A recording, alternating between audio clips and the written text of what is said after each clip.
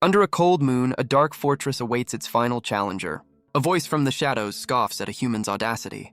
He catches his breath, the praise of his enemy ringing in his ears. At the end of the hall, the master of this domain finally reveals himself. This is Demon Lord Farza, a being of immense power and rank. But fear is the last thing on the challenger's mind. Han Jae-woo, Elector Steel, declares this reign of terror is over. He unleashes a devastating technique, the Empirical Sword's final form. With a wild cry, he brings his blade down for the final blow. And then, the universe decides to throw in a pop-up ad. But it wasn't an ad. It was a server disconnection at the worst possible moment. The memory of the fight replays, Farza's voice mocking his flawed technique. In the game, Han Jae-woo's avatar screams in pure, unadulterated panic. The world around him begins to flicker and dissolve into nothingness. The system reminds him of the quest, the raid against the 7th Demon Lord, Farza. His name flashes across the screen, a final record of his attempt. And the final soul-crushing result, a failure to clear the raid. The scene cuts to reality, where two men discuss how to wake Jae-woo up. One of them gives instructions, but his partner has already found a problem. And we find our culprit, who just accidentally unplugged the most important raid of all time. Awake and absolutely furious, Han Jae-woo demands to know who unplugged the cable. He erupts in a rage, screaming that victory was just within his grasp. As he throttles the culprit, his mind begins to drift back in time. He reflects that despite his current appearance, he was once a big deal. Known as Hanam's problem solver, he was a force to be reckoned with. He was also the brains of the operation, a veritable money-making machine. Jae-woo remembers a time when he lived a life of luxury and excess. But one day, amidst all the violence and success, something began to change. A profound sense of emptiness started to creep into his world. He came to see the money and power he chased as utterly meaningless. It was in a mega-quality VR game that he found his new purpose. A sprawling single-player open world became his new reality. For a man who'd never even opened a picture book, this was a revelation. He discovered a world that felt truly magical. It was populated by a host of beautiful characters from every species. He found himself completely captivated by their individual stories. This virtual world began to change the man who once only cared for money. To fully immerse himself, he decided to borrow a little cash. He went all in, buying a game capsule worth a staggering 1 billion won, a decision that, by his own admission, was completely and utterly crazy. The man on the floor protests, claiming he's the one who funded this whole venture. But Han Jae-woo just smiles, a chilling expression that promises retribution. He begins to list their dirty little secrets, one by one. The man fires back, calling out Jae-woo's own insane 1 billion won loan. The accusation hits a nerve and the man quickly tries to take it back. But the question hangs in the air. How could he ever repay such a debt? The answer lies in the virtual world. Through endless hours of grinding, he faced down terrifying beasts, learning every corner of the game's world. He meticulously studied its secrets, charting every path and every monster. All that knowledge was then poured into the ultimate walkthrough guide. A guide so perfect, it guaranteed victory for anyone who followed it. But in reality, his own life was a far more difficult grind. His bank account told a grim story of dwindling funds and mounting pressure. Back in the present, his old associate begs him to return to their world. But Han Jae-woo's answer is a simple, resounding no. He turns his back on his past, his eyes fixed on his true purpose. He's chasing the one thing no one has ever achieved, the game's true ending. For him, it's the only way to repay the world that gave him meaning. He shoves his former colleagues out, ignoring their demands for money. With the real world finally shut out, he can breathe a sigh of relief. His resolve is hardened, ready to face the virtual world once more. He prepares to re-enter the game, his reflection a ghost of the man he's leaving behind. The system initiates, the digital world reassembling around him. He logs back into the world, greeted by the familiar sight of Bayern Cathedral. He materializes as Elector Steel, thankfully spared a death penalty for the disconnect. The reality of his failed raid hits him, and it's all about the money he just lost. A calm voice interrupts his meltdown, stating the painfully obvious. Caught off guard, he scans the room searching for the speaker. A cascade of white hair announces the presence of a new arrival. Stunned, he can only ask the question on his mind. Who is this person? She introduces herself as Aquila, the game master for Savior of Humanity. Han Jae-woo scoffs, finding it hard to believe a kid could hold such a title. But she playfully warns him not to judge by appearances. This form is her choice. He laughs, refusing to believe her just because she appeared out of thin air. In response, Aquila simply snaps her fingers with a sharp crack. Suddenly, the entire world freezes, trapping every player and NPC in time. The surrounding NPCs are frozen in shock, recognizing a time-stopping spell. One even identifies it as a legendary SSS rank skill. Aquila casually explains she just took the server down for a second. So, GM perks. With his attention secured, she pivots to a new 7th anniversary event. Aquila announces the grand opening of a brand new world. Han Jae-woo scoffs, calling her insane for suggesting he start over. But Aquila just leans in closer, playfully asking if he's afraid of a challenge. A dangerous fire ignites in his eyes. Fear is the last thing on his mind. She then dangles the one thing he's always wanted, the game's true ending. She reveals that the clues to reach it are waiting for him in this new world. Han Jae-woo is speechless, the weight of her offer sinking in. He reaches out, a silent plea for her to wait as he processes the impossible choice. To seal the deal, she offers a little something extra for signing up today. Suddenly, a notification confirms a transfer of 30 million won to his account. Aquila calls him her VIP, showing a leaderboard where his name sits miles above the rest. Han Jae-woo is ecstatic, realizing this much money changes everything for him. With a determined grin, he knows his real-world debt is safe for another month. His passion reignited, he declares he'd be a fool to turn down this challenge. Aquila smirks, having predicted his answer, and prepares to send him on his way. Her playful demeanor vanishes as her eyes glow, initiating the installation sequence. A glowing sigil appears on her cheek as the world around them begins to shift. She reveals her true angelic form, confirming Game Master was a bit of an understatement. The old world begins to deconstruct, its inhabitants dissolving into pure data. Everything is erased, leaving only Han Jae-woo, the GM, and a single door on a barren moon. Aquila points to the lone door, explaining it's the gateway to the new world.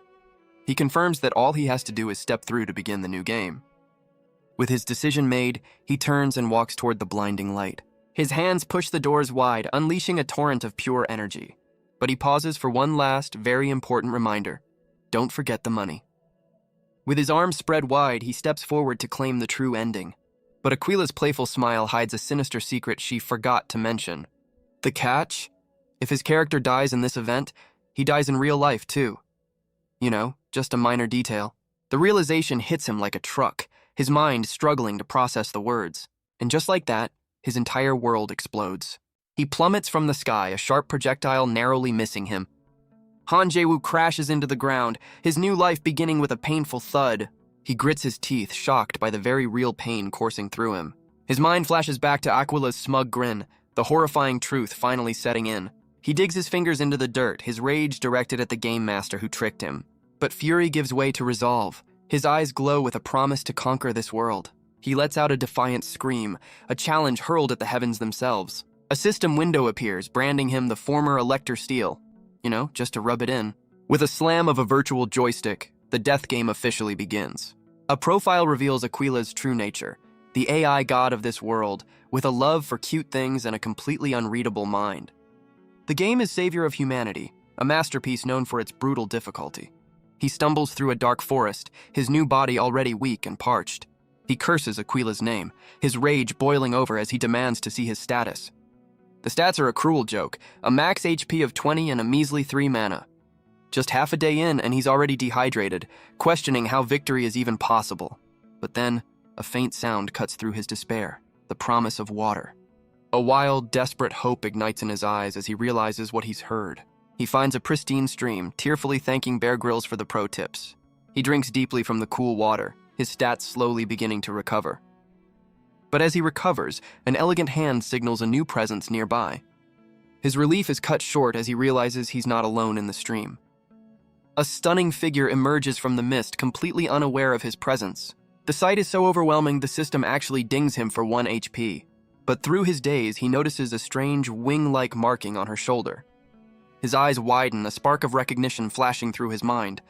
But just as he's about to figure it out, the game hits him with a paywall. He explodes in rage, furious that even a VIP has to pay for DLC. His tantrum is interrupted by 3 witches, the game's very own monetization police. Defeated, he can only stare, the reality of his empty pockets crashing down. The scene abruptly cuts to a memory of his old life, when he was the one in control. Back in the present, Han Jae-woo is completely at the witches' mercy. The monetization police mock him as his health continues to drain away. One of them leans in, making a rather unsettling offer for his cooperation. He finds himself tied up alongside another unfortunate soul. His fellow captive is confused, but Jae-woo plays it off with a pained grin. The monster hunter introduces himself as Rudd, and Jae-woo gives a fake name, Valorstead Valor. Rudd recounts his story of being ambushed while hunting near the witch's forest. When the question is turned on him, Jae-woo gives a conveniently vague answer. But while his new friend offers pity, our boy is already working on an escape plan. He smirks, revealing that this kind of tight spot is his specialty. When asked if he has a way out, Han Jae-woo's eyes burn with absolute certainty. Because he's not just some random captive, he wrote the guide on how to beat them. He recalls the 3 agonizing days he spent grinding to master this very encounter. These are the 5 witches of Havel: Gunda, Kaldura, Aldaida, Fugel, and Hejuju. Though they are early game bosses, they're infamous for slaughtering thousands of players. But Han Jae-woo knows their secret. Beneath the power, they're a dysfunctional mess. His confident expression is so unsettling, it's starting to scare his new friend. And as he thinks back, the first piece of his escape plan clicks into place. He immediately starts sowing discord, casually provoking a witch named Fugel. He then recalls that another witch, Hejuju, had already promised to kill her. But Hejuju, the target of his lie, simply holds up a hand, unimpressed. Fugel, however, completely takes the bait, her eyes glowing with rage.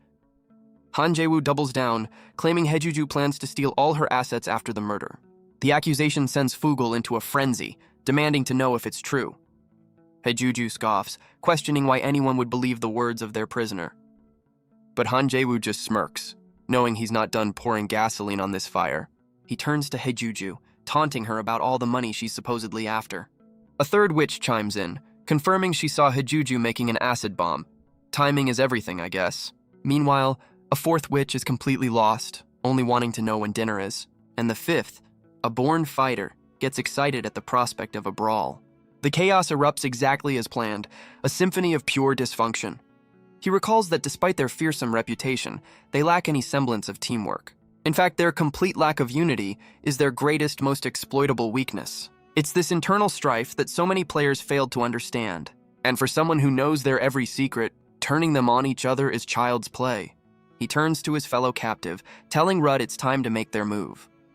But before they escape, Han Jae-woo has one more trick up his sleeve. With a single, decisive pull, he yanks the rug from under their feet. The witches tumble into a hidden pit, their squabbles forgotten in a wave of panic. With their captors neutralized, Han Jae-woo points the way to freedom. He smirks as the witches take damage, noting the sweet EXP gain. But his escape is cut short as a spectral snake ensnares his leg. From the pit, Fugel glares up with a promise not to go down alone. He's thrashed against the floor, the snake's attacks relentless. In his panic, he remembers a crucial detail: his character is pathetically weak. Just then, his new companion Rudd shouts that he's coming to help. The monster hunter leaps into action, sword drawn to sever the magical beast. With a clean slice, Rudd's blade cuts through the snake, freeing Jae-woo. Rudd checks on him, and Han Jae-woo offers his sincere thanks for the save. But the fight isn't over. Jae-woo asks to borrow Rudd's bow for his plan. He grips the borrowed bow, its stats a grim reminder of his low level. He admits he knows a thing or two about archery, drawing the string back with focus. His true target comes into view, a small vial hanging directly above the pit. The arrow flies true, shattering the container with a precise strike. Down below, Fugel looks up in confusion, sensing something is terribly wrong. Her eyes widen in horror as she recognizes the falling liquid. It's an acid bomb. Hejuju, the very witch accused of making it, can only scream in disbelief. The corrosive acid rains down upon the trapped witches, a perfect storm of chaos. As the acid hits the strange liquid in the pit, a violent reaction begins. The entire pit erupts in a massive fiery explosion, sealing their fate. The blast sends shrapnel flying, and Jae-woo takes a hit for a single point of damage. Rudd cautiously asks if they're finally safe, but Jae-woo knows better than to jinx it. But the system confirms their victory, granting a massive haul of experience points. With the threat officially gone, Han Jae-woo can finally celebrate their success. He's practically giddy, realizing he's just hit the early game jackpot. Rudd rushes over, overcome with gratitude for the man who saved his life. Han Jae-woo, however, seems to be thinking of something else entirely. As a token of thanks, Rudd offers him a small pouch of red dragon fruits. Jae-woo is stunned. This is a reward he never encountered in his original playthrough. Rudd explains he simply grabbed them from the witch's nest, thinking they looked valuable. Without a second thought, Han Jae-woo begins devouring the rare fruit. The effect is instantaneous, transforming him into a dragon bone with immense power. His stats skyrocket, a boost that most players could only dream of achieving. Rudd watches on, a satisfied smile playing on his lips, clearly impressed. Han Jae-woo is still processing the sudden power-up, his mouth completely full. Seeing his potential, Rudd extends an invitation to join him in monster hunting. The offer hangs in the air as our boy considers his next move. You know, once he can swallow. And just like that, the system confirms a new relationship route has been unlocked. A system prompt reveals a crucial piece of lore about the game's Guardian class. With this new information, a cunning plan begins to form in his mind. Han Jae-woo finally finishes his power-up snack, much to Rudd's confusion. He politely turns down the monster hunter's offer, explaining he has other plans. But then, a thought strikes him, a sudden and brilliant opportunity.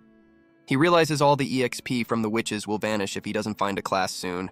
Just as Rudd is about to leave, Han Jae-woo calls out with a counteroffer, 3 months. He extends his hand, a silent challenge asking if that's enough time.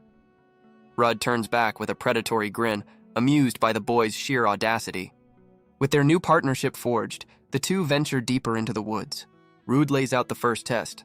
Han Jae-woo must hide anywhere he can. The hunter gives him a 30-minute head start before the real training begins. Rudd watches from a distance, impressed by Han Jae-woo's quick learning. But Jae-woo isn't just learning.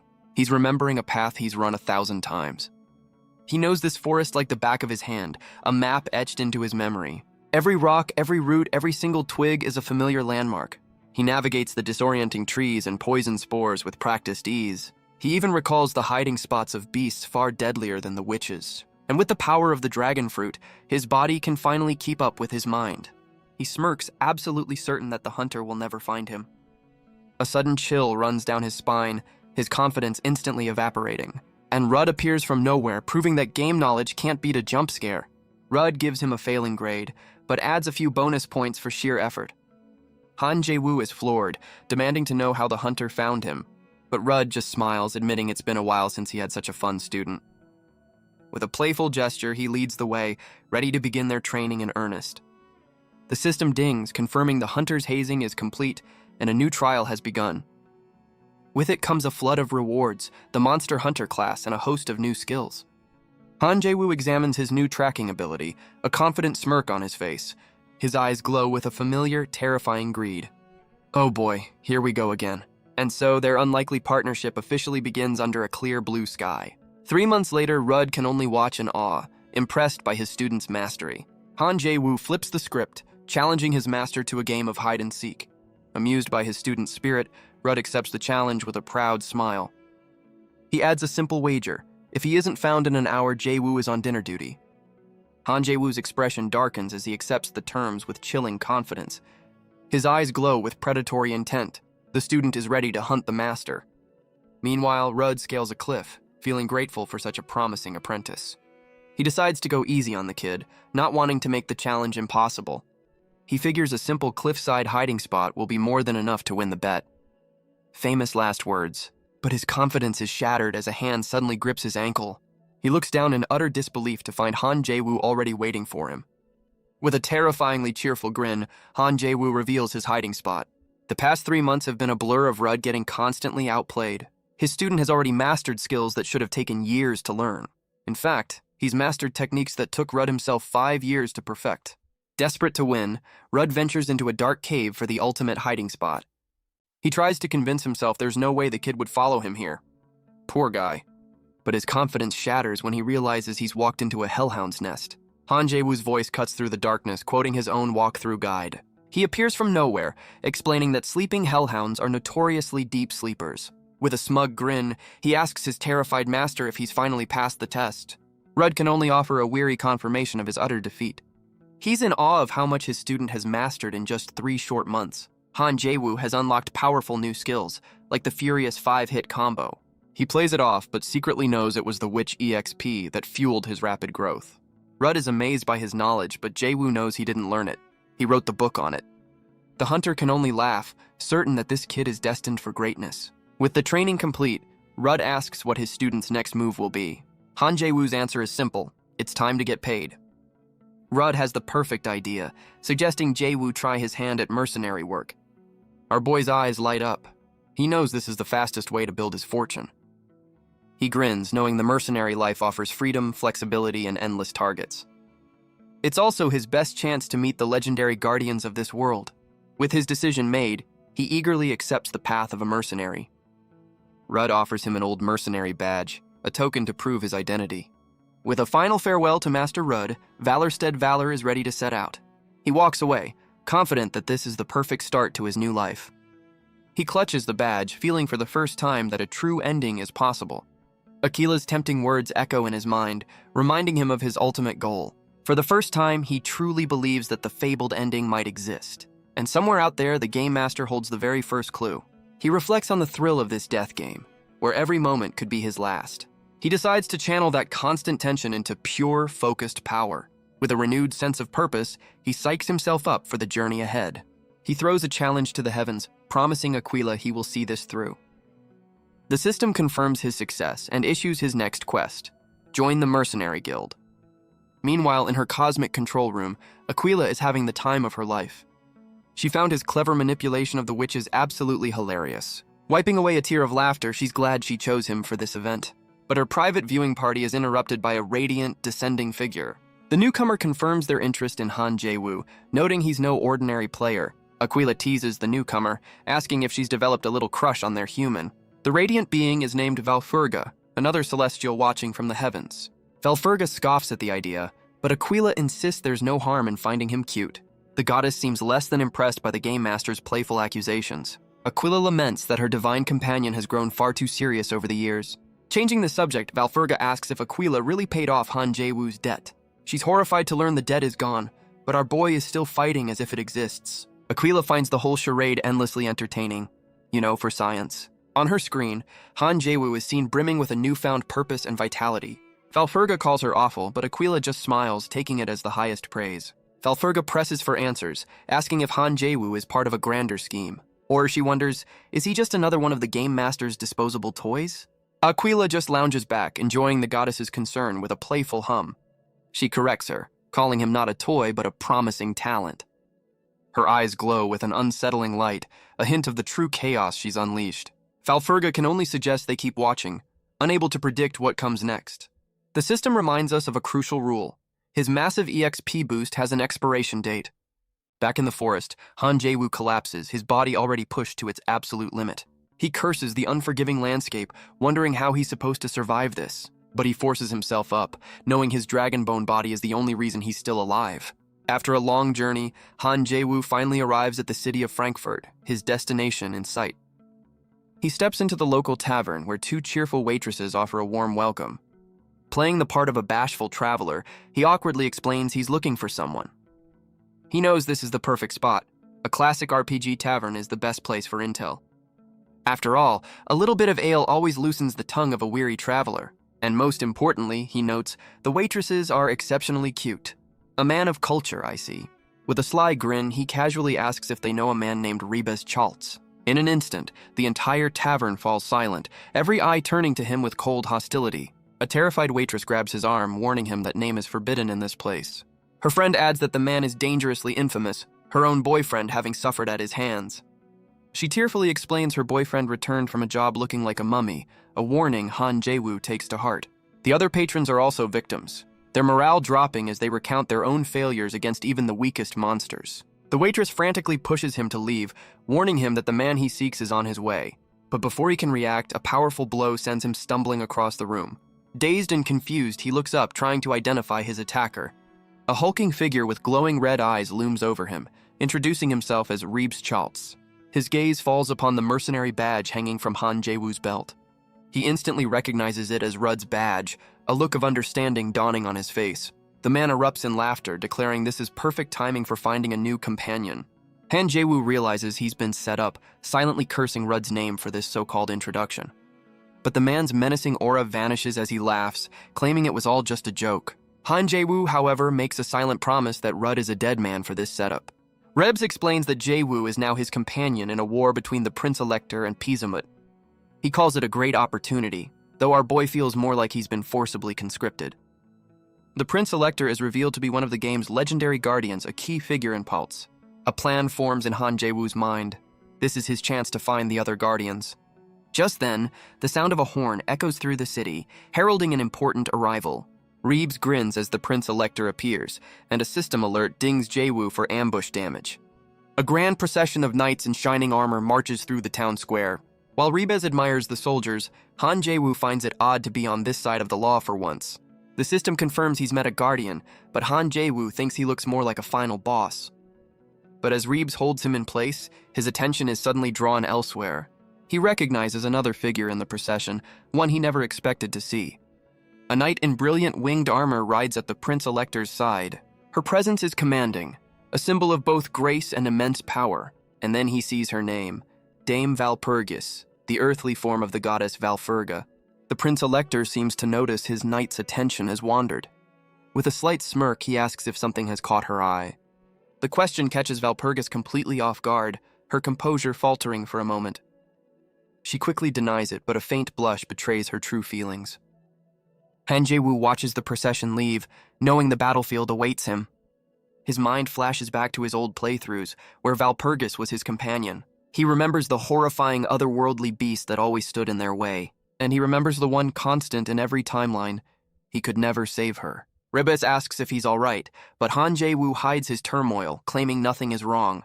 Unseen by him, Valpurgis makes a similar vow, ready to risk everything this time. But this time is different. Han Jae-woo swears he will find an ending where she survives. His new life as a conscript begins in a dusty training yard filled with sparring soldiers.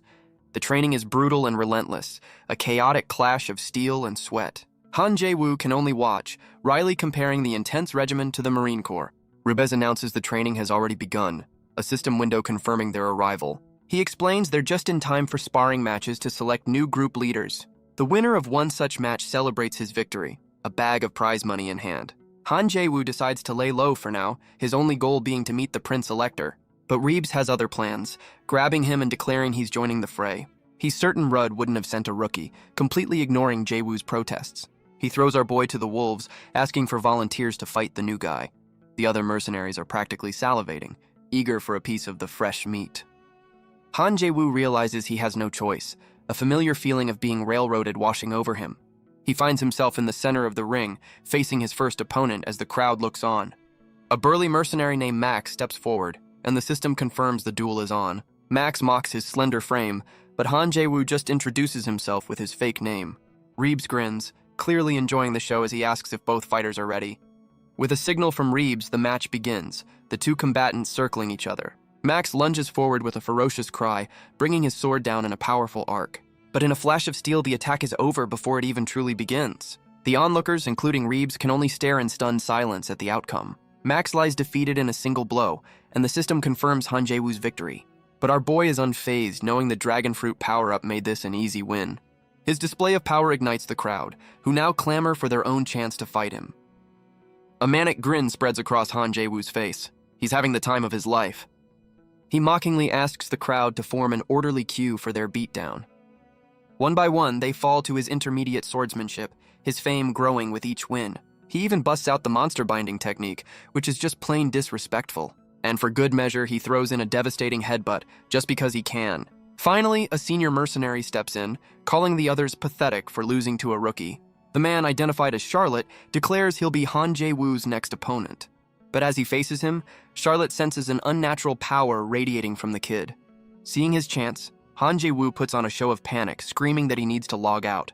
He feigns utter shock when he realizes the log out button doesn't work in this death game. He begs for just a 1-minute break, sarcastically thanking Aquila for his predicament. But Charlotte refuses, his expression promising there will be no mercy for the rookie. Han Jae-woo looks down, sighing as if he's accepted his cursed fate. But the act drops in an instant, his eyes burning with resolve to end this fight properly. He grabs his opponent, preparing to unleash a technique no one saw coming. With a powerful heave, he executes a monster slam, a move straight out of pro wrestling. The senior mercenary crashes into the ground, the impact shattering the training yard floor. Charlotte can only stare blankly at the sky, completely knocked out by the unexpected move. Han Jae-woo catches his breath as the system confirms his victory and a boost in fame. Rebes and the others can only watch in disbelief, stunned that even Charlotte has been defeated. The mercenaries are in awe, calling him a monster for taking down their senior. But their awe quickly turns to excitement and they mob him for another fight. Just then, Rebes steps in, his presence alone enough to silence the entire yard. He pats Han Jae-woo on the head, who mistakes the gesture for genuine concern. But Rebes just grins, pointing at him with a grand declaration of his own. And just like that, Valor is the new and very confused group leader. The scene cuts to a grim, rain-soaked battlefield, arrows filling the sky. Han Jae-woo finds himself in full armor, looking completely out of his element. The system confirms his mercenary quest is complete, immediately issuing a new one: war. A quick trivia note reveals the man he just beat is the brother of a tavern waitress. Small world. The city of Frankfurt is on edge, with the Prince-Elector's forces in a standoff. Two massive armies face each other across a desolate battlefield ready for war. With a deafening roar, the commander gives the order to charge forward. A wall of steel and fury surges across the plains, a tide of charging soldiers. Their opponents are a savage horde of orcs, the vanguard of the Demon King's army. Han Jae-woo is already in the thick of it, dodging and weaving through the chaos. He grits his teeth, now a soldier fighting on the side of the Prince-Elector. Back in the briefing room, Reeves lays out the stakes against the Demon King's army. Their mission, he explains with a grin, is a simple one: steal the enemy's flag. The plan is to break the enemy formation, slip through the gap, and collapse their lines. Sounds easy enough. Reeves warns that the orcs are not just strong, but tactically brilliant. And with a grin, he singles out his newest group leader, Valor. His job? To personally stop the enemy's spear unit in its tracks. Han Jae-woo dodges a storm of spear thrusts, his focus absolute. But internally, he's screaming, questioning this sudden promotion to the front lines. He cuts down another orc, thinking this whole situation is absurd. His only plan was to get a little credit and then get the hell out of there. So much for that. Meanwhile, in the orc command tent, a soldier brings dire news to his captain. The captain is furious, refusing to believe his elite spearmen could be failing. But on the battlefield, Han Jae-woo is already disarming one, taking its weapon for himself. From his vantage point, the orc captain surveys the human forces. But what he sees through his spyglass makes him question his own eyes. Because Han Jae-woo and his squad are charging like a pack of madmen. Led by Rebez, their only strategy seems to be pure, unadulterated chaos. The orc captain breaks into a cold sweat, realizing this isn't a normal attack. He quickly orders his musketeers to form ranks and open fire. The volley of shots hammers against their shields, chipping away at their durability. But Han Jae-woo just smirks, knowing the fatal flaw of their single-shot weapons. As the first rank reloads, he knows this is the perfect moment to strike. With a powerful leap, he vaults over the shields, diving straight into the enemy line. He leads the charge with a feral cry, ready to tear the enemy apart. The orc captain can't believe his elite soldiers are being routed by this one human. He calls them inhuman monsters, vowing to protect his objective at all costs. He makes his last stand, guarding the flag that represents his tribe's entire history. But Han Jae-woo and his men are relentless, crashing against his final defense. In a flurry of steel and desperation, the orc's banner is finally torn down. Han Jae-woo raises the captured flag, a system notification confirming his victory. But just as he celebrates, the sound of a horn echoes across the battlefield. A soldier rushes to him with dire news, his face a mask of pure panic. The tactical map reveals the horrifying truth: their allies are retreating. Well, so much for a clean victory. The soldier screams that orc reinforcements have arrived, a fresh wave of enemies cresting the hill. Han Jae-woo grits his teeth in fury, unable to believe his allies would run now. One of his men panics, asking if they should drop the flag and flee with the others. The soldier stammers, trying to explain the gravity of their situation. They are completely cut off, a ring of steel closing in from all sides. A hidden boss appears, the Orc Grand General Kallian, who declares the fight is over. With glowing red eyes, he addresses the small band of trapped human warriors. He offers them a chance to live if they return the flag and retreat immediately. But Han Jae-woo threatens to put their sacred flag in a very, very personal place.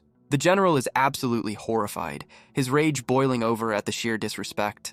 He doubles down, threatening to desecrate their flag if it means victory. The orcs are stunned into a furious silence by his sheer audacity. The general's eye glows with a murderous, unholy light. In response, Kallian orders his men to fire upon the trapped humans. With a single command, he unleashes a storm of steel. The volley of spears hammers against their shields, a relentless barrage. A system window confirms his intimidation has failed. This isn't going according to plan.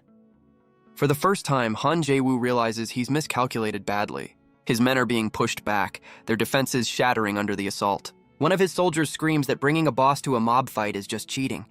You know, he's not wrong. He knows he's not strong enough to face a boss of this caliber. Panic sets in as he desperately searches for a way out of this trap. His mind flashes back to his old life, when he was a hero leading a party. He remembers the confidence he once had, a power he no longer possesses. Then, he remembers the smug face of the game master who trapped him here. Akila's chilling promise echoes in his mind, Death in the game means death for real. The sheer terror of his situation finally hits him with its full weight, but his men snap him out of it, begging their new leader for a plan. And in that moment, the fear is replaced by a sudden manic grin. He erupts into laughter, leaving his soldiers to wonder if he's completely cracked. He screams for Charlotte to hand him the trumpet, a desperate plan forming. One of his men loses hope, but Han Jae-woo tells him to shut up and watch. With the horn to his lips, he prepares to sound a charge of his own. But the tide of orcs continues to surge forward, an unstoppable green wave. A soldier points out he's facing the wrong way, but Jae-woo tells him to just hold the line. He grins, sending a silent prayer to Aquila, reminding her not to abandon him now. After all, he screams to the heavens he's still her #1 VIP. The orc general roars in fury, ordering his spearmen to crush the insolent human. A massive orc looms over him, its spear poised for a final devastating blow. Kallion declares him the archenemy of the orc nation. You know, for a rookie, he's making quite the impression. The spear tip descends, but Han Jae-woo meets it with a terrifying grin. Before the blow can land, the orc is sent flying by a golden blur. A figure on horseback soars over the battlefield, a savior from the heavens. It's Dame Valpurgis, crashing into the orc ranks like a meteor. Her steed lands with the force of a thunderclap, scattering the enemy. She rallies the wavering soldiers, her voice a command not to give up. With her sword raised high, she inspires them to fight on. A system note explains the orc flag's sacred history. You know, just to clarify why the general was so mad. The orc general Kallion holds his army back, his eyes fixed on the newcomer. He declares this a noble duel between himself and the Countess Valpurgis. From behind her helmet, Valpurgis acknowledges Han Jae-woo's bravery. With her praise delivered, she leaps into battle against the orc general. Their swords clash in a shower of sparks, the duel officially underway. Han Jae-woo can only watch, amazed by her strength so early in the story. Kallion brings his massive blade down, a blow meant to shatter bone. The general's eyes glow with a furious red light, his full power unleashed. But Valpurgis is a blur of motion, countering with a swift, powerful kick. She follows up with a devastating punch, striking him square in the jaw. The general stumbles back, not in pain, but with a delighted manic grin. He praises her incredible skill, clearly impressed by her combat prowess. The orc general recognizes her as a knight of Valpurga's holy order. He scoffs at her faith, his red eyes glowing with a sinister amusement. But Valpurgis has no time for talk, declaring their duel will be a swift one. Kallion unleashes a devastating swing, his blade cutting through the air. She parries the blow with impossible strength, their swords meeting in a flash of light. The general's grin widens, clearly relishing the thrill of a worthy opponent. He brings his weapon down in a crushing overhead strike, meant to end it all. But Valpurgis leaps into the sky, a graceful silhouette against the sun. The two warriors are locked in a perfect, deadly stalemate on the battlefield. With the fight decided, she walks away, leaving the wounded general to admit defeat. The orc general lies defeated, his army stunned by Valpurgis's overwhelming power. With their leader fallen, the orc forces sound a full retreat across the battlefield. Han Jae-woo is in disbelief, realizing she took down a powerful boss in a single blow. He can only marvel at her strength, confirming she's as legendary as he remembers. The entire orc army flees, a testament to the sheer terror one knight can inspire. With the battle won, Valpurgis turns her attention to the mercenary who held the line. She introduces herself, offering a hand in respect for his incredible bravery. He accepts, giving his now famous alias, Valorstead Valor. Still rolls right off the tongue. The system dings, confirming he's officially earned the respect of a guardian. He offers his sincere thanks, admitting they would have been wiped out without her. Valpurgis asks why he looks so down, but Han Jae-woo is lost in thought, regretting his recklessness. He's snapped back to reality by her question, surprised by her directness. But his men interrupt, cheering for the group leader who led them through the fire. They present him with the captured orc flag, a trophy of their impossible victory. The system confirms his reputation has grown, a direct result of his insane gamble. His actions have lit a fire under the other mercenaries, who now train with renewed purpose. The entire camp is filled with the sound of clashing steel, their morale completely transformed. Han Jae-woo roars, caught up in the infectious energy of his fellow soldiers. One of his men approaches, a look of dawning realization on his face. And our boy just laughs, a wild, triumphant cry of a man who's found his place. Guess he's a people person now. He holds the flag high, declaring it his prize as Valpurgis watches on. His men try to snap him out of his battle high, wondering if he's completely lost his mind. The scene shifts to a quiet tavern, a place of rest after the chaos of war. Suddenly, a young girl bursts through the doors screaming Charlotte's name. Her eyes, one red and one blue, are wide with panic and concern. She finds Charlotte at a table, bandaged but enjoying a hearty meal with Han Jae-woo. The girl rushes to his side, frantically checking him for injuries from the battle. Han Jae-woo is baffled when he learns the hulking mercenary is only 15 years old. The girl is introduced as Baptiste, Charlotte's fiercely protective younger sister. She then turns on Han Jae-woo, demanding he pay for her brother's injuries, and the system confirms our boy is officially confused. But Charlotte quickly defends him, telling his sister that valor is the only reason they survived. The entire tavern erupts in agreement, chanting their new leader's name with unwavering loyalty. Han Jae-woo tries to brush off the praise, but he's clearly enjoying his newfound fame. The mercenaries find his embarrassment endearing, teasing him for being so unexpectedly cute. Their celebration is cut short, however, by the arrival of a fully armored knight. Han Jae-woo is too busy soaking in the adoration to notice their very important guest. The tavern falls silent as they recognize the imposing figure of Countess Valpurgis. Sometime later, Valpurgis leads Han Jae-woo on horseback through the bustling military base. She reveals he's been summoned by the Prince-Elector himself to receive military honors. As they ride on, he notes that this Valpurgis seems far more cheerful than the one from his past.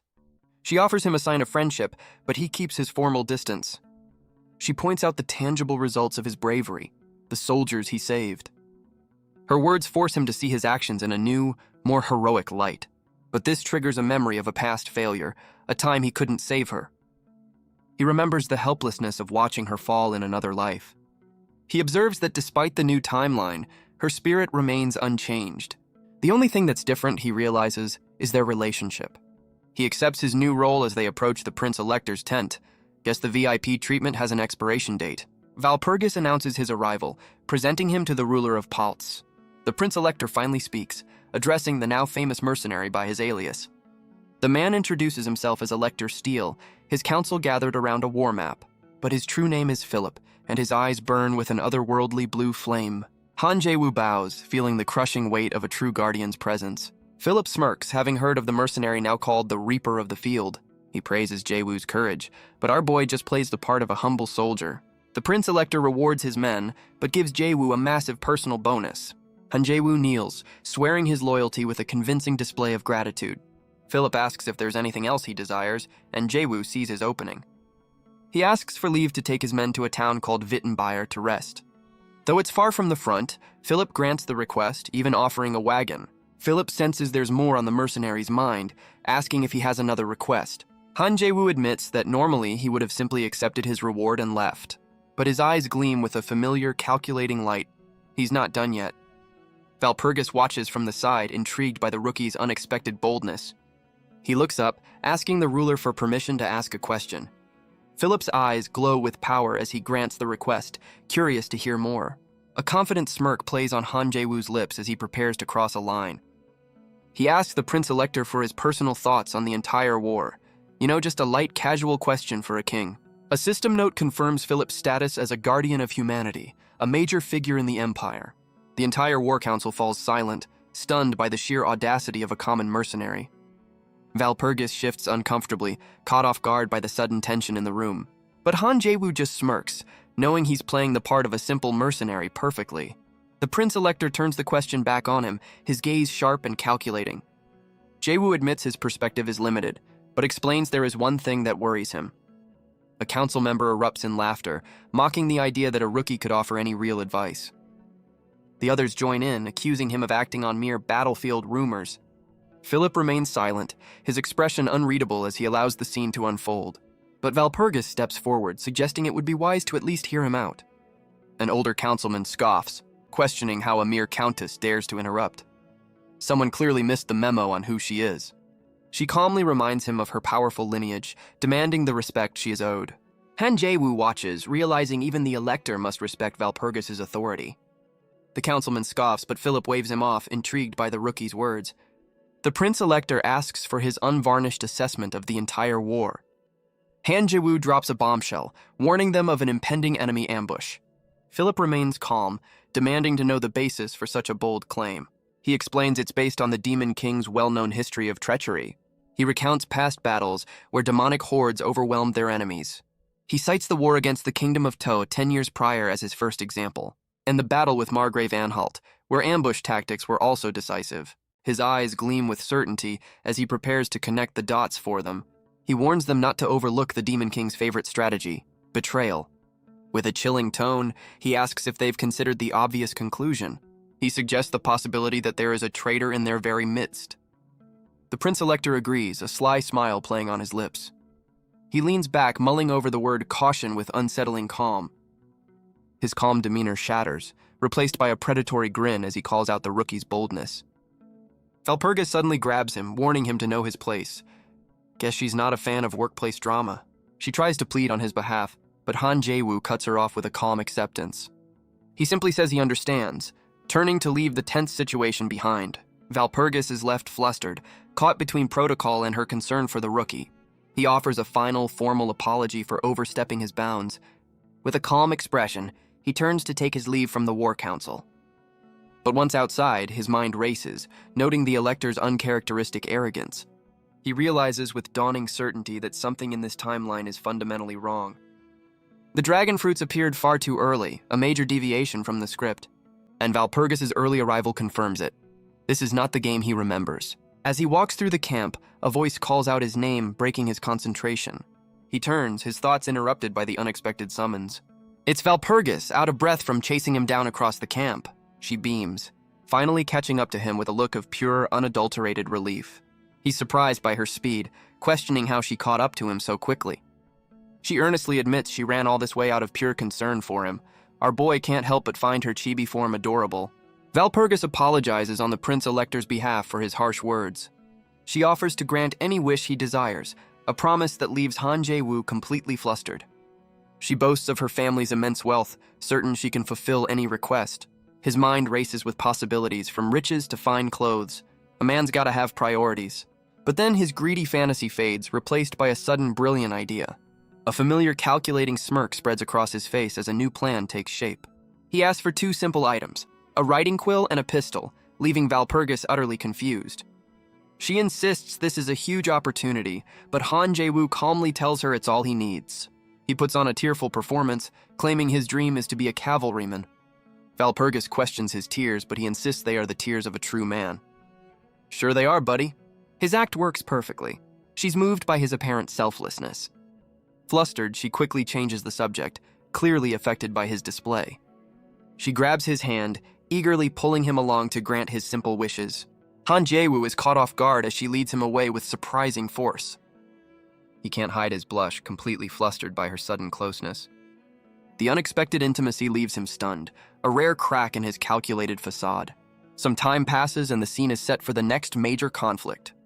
Two massive armies stand poised for battle, ready to decide the fate of Harfheim Hill. The Prince-Elector roars his challenge, vowing to end his rival Pizamut. On the other side, the Demon Lord Pezimut is thoroughly unimpressed.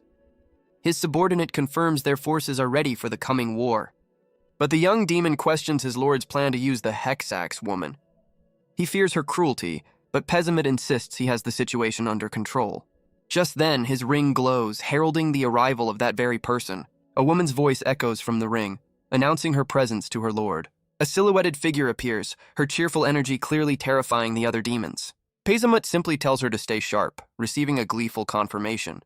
You know it's bad when the demons are scared, but his expression reveals a deep, hidden concern about his new ally. The woman from the ring stands over a fallen soldier, asking her lord to go easy on her. Her demonic ally screams back, insisting she is the one who always goes too far. She just smiles, her expression a chilling mix of innocence and pure malice. She insists she always takes it easy, a claim the body at her feet would likely dispute. Her eyes glow with a sinister light, promising she'll never take things too far. Pezimut can only watch, his face a mask of deep regret and concern. Her words echo in his mind as his subordinate tries to snap him out of it. Meanwhile, Han Jae-woo rides through the night, a man on a mission. He's amazed by the horse's incredible speed, recalling the Prince-Elector's name. He realizes this is just a spare, a testament to the power of Valpurgis's noble house. He reflects on Valpurgis's generosity, noting she even gave him a potion worth a whole building. In the distance, an explosion signals that the battle has already begun. He realizes he's running out of time and needs to move quickly. He knows that even the mighty Prince-Elector is walking into a trap. He predicts that there's a very good chance that the proud ruler will be betrayed by his own men. The traitors, A portly knight and a horned demon laugh at their perfect setup. And just as he predicted, Philip finds himself surrounded by his treacherous council. Family reunions are always so awkward. He demands answers from his own uncle, unable to comprehend such a blatant betrayal. But the old knight simply scoffs, telling the prince he's a fool who doesn't grasp reality. The uncle reveals he's allied with Pesamut to stop Philip's supposed rebellion. He frames the betrayal as an arrest, accusing the Prince Elector of high treason. The old man leans in, a smug grin on his face as he waits for his words to sink in. His eyes glow with malice, enjoying the prince's dawning horror. Philip can only stare in disbelief, unable to process the sheer absurdity of the claim. The horned demon grinds his boot into Philip's face, mocking his defiance. He calls the proud ruler a lunatic, his contempt clear for all to see. With a sharp command, he orders his soldiers to restrain the fallen prince. Philip scrambles backward in a panic, his authority completely stripped away. Tears stream down his face as he pleads, his title now meaningless in the face of betrayal. The horned demon orders his men to silence the prince's pleas for mercy. But before they can act, Valpurgis crashes the party with a devastating kick. The demon is sent flying as she lands, a one-woman rescue operation. She commands her loyal soldiers to get the Prince Elector out of the kill zone. The traitors watch in fury as their prize is whisked away to safety. Pesamut calmly uses his ring, relaying the prince's escape route to a hidden ally. That ally, a woman named Hexax, is found casually tormenting one of her own soldiers. Pesamut orders her to get serious, and she gives a sing-song reply of obedience. With a sinister grin, she announces to her unseen pets that it's mealtime. Guess HR isn't a thing in the demon army. She unleashes a pack of monstrous hounds, ordering them to hunt down the fleeing prince. As he races through the forest, the trap is sprung from the cliffs above. Han Jae-woo finds himself surrounded by a pack of monstrous demonic hounds. He recognizes the signature move, muttering that of course it's zombie dogs. He knows her strategy, wear down the enemy before moving in for the final kill. One of the beasts lunges, its glowing red eyes fixed on its new target. But our boy cuts it down with ease, disgusted by such a cowardly tactic. He fires his pistol, declaring he knows Hexax's playbook all too well. Realizing this is just a small pack, he knows the rest went after the main target. But he doesn't care about the prince. His only mission is to save Valpurgis. He spurs his horse on, knowing he's in a desperate race against time. Meanwhile, the Prince Elector and Valpurgis find themselves trapped in a sea of demonic hounds. They race through the forest, desperately trying to outrun the relentless pack. Philip realizes his mana is being suppressed, a treacherous gift from Pesamut. He grits his teeth, cursing the demon lord for such a cowardly, underhanded trick. One of the beasts breaks through their defense, lunging straight for the weakened prince. For a moment, the proud ruler can only watch in terror, completely defenseless. But Valpurgis leaps into action, a blur of steel and righteous fury. She intercepts the hound with a devastating kick, sending it flying. Guess she doesn't skip leg day. Landing gracefully, she carves a path through the demonic horde with her blade. She turns to the stunned prince, who can only stammer his thanks for the save. She warns the prince that they've entered unexplored territory, a place where caution is paramount. But Philip can only stare in shock as the situation rapidly deteriorates. One of their loyal knights is swarmed by the hounds, her desperate pleas for help echoing through the woods. The Prince Elector is frozen, completely powerless as his soldier is overwhelmed. Valpurgis screams for him to hold on, promising she'll find a way to save them. But Philip just cries out her name, his royal composure completely gone. His terror then shifts to a cold, pragmatic suggestion. Just leave the knight behind. He argues that his life is far more important than that of a common soldier. Guess chivalry really is dead. Valpurgis is horrified, questioning if this is truly the duty of a noble ruler. She grits her teeth in frustration, her ideals clashing with the prince's cowardice. Philip's mind flashes back to the war council, now filled with bitter regret. He realizes if he'd only listened to the mercenary, none of this would have happened. The prince now understands his arrogance was the cause of his own downfall. But his regret is cut short as a new enemy strikes Valpurgis from behind. The woman known as Hexax descends with a manic grin, her blade crashing against the knight's armor.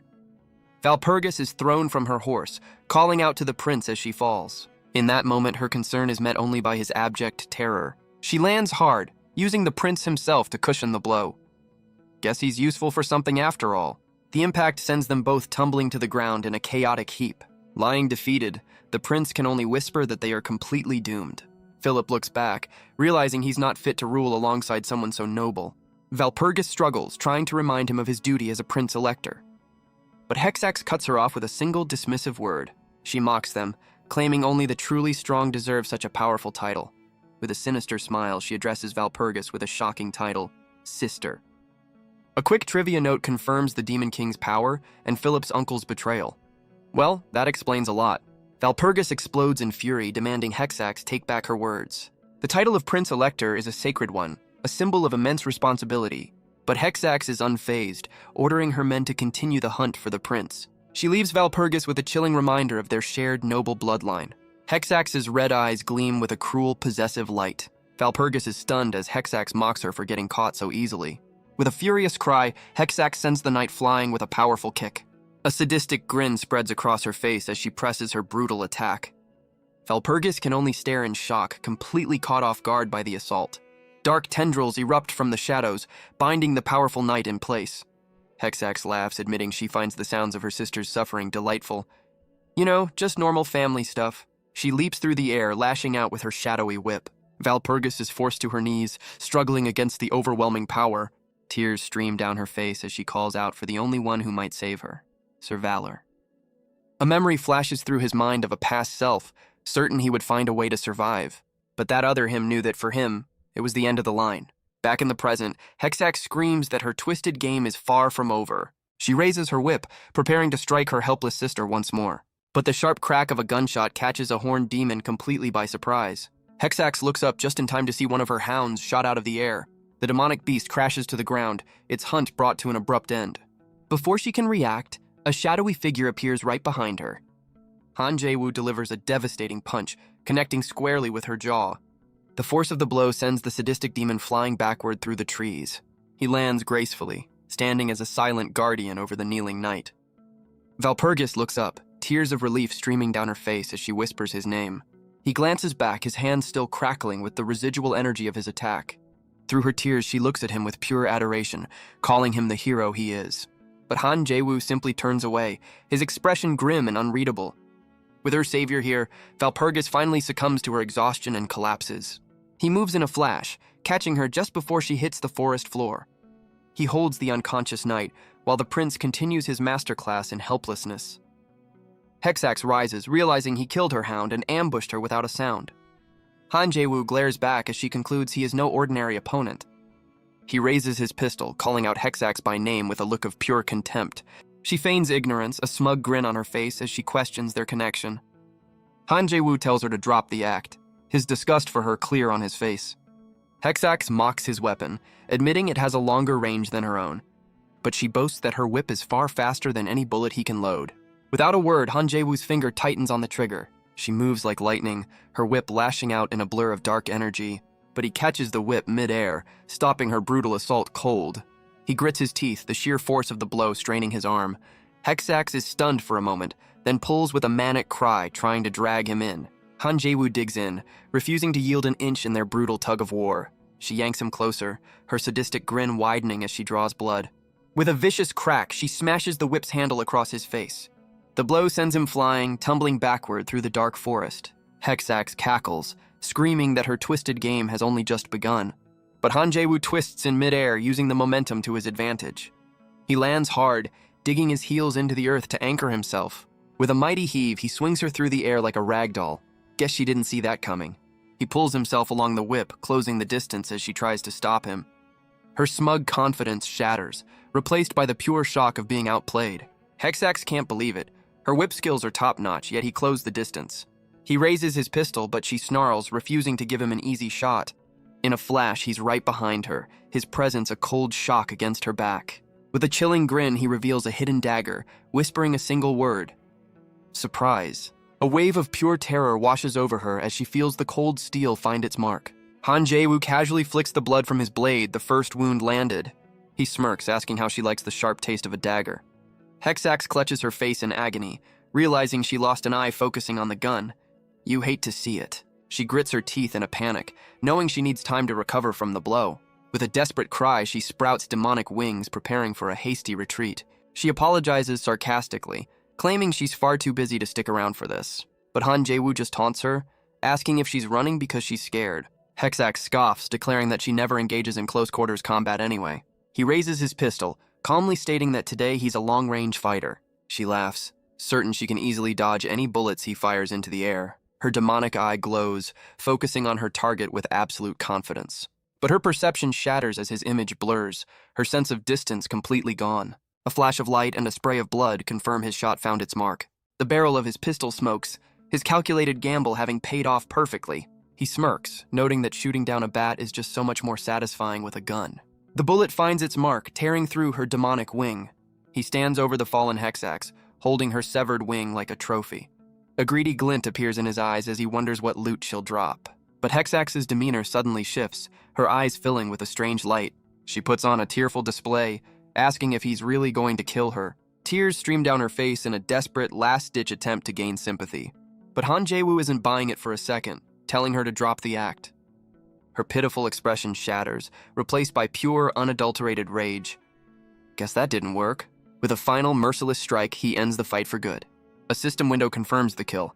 Hexax, an executive of the Demon King, is dead. A system window confirms the kill, listing an impressive haul of loot from the fallen demon. With the battle over, Han Jae-woo stands over the unconscious Valpurgis, having collected his prize. He pulls out the potion she gave him earlier, realizing he'll need it now more than ever. It's a perfect healing potion, and he knows exactly who needs it most. With a look of grim determination, he prepares to use the life-saving item. Valpurgis lies broken on the forest floor, a testament to Hexax's brutal assault. He makes a silent vow, promising that this time he will save her. A system note explains his victory was thanks to the dragon fruit and his experience. You know, plot armor is a heck of a drug.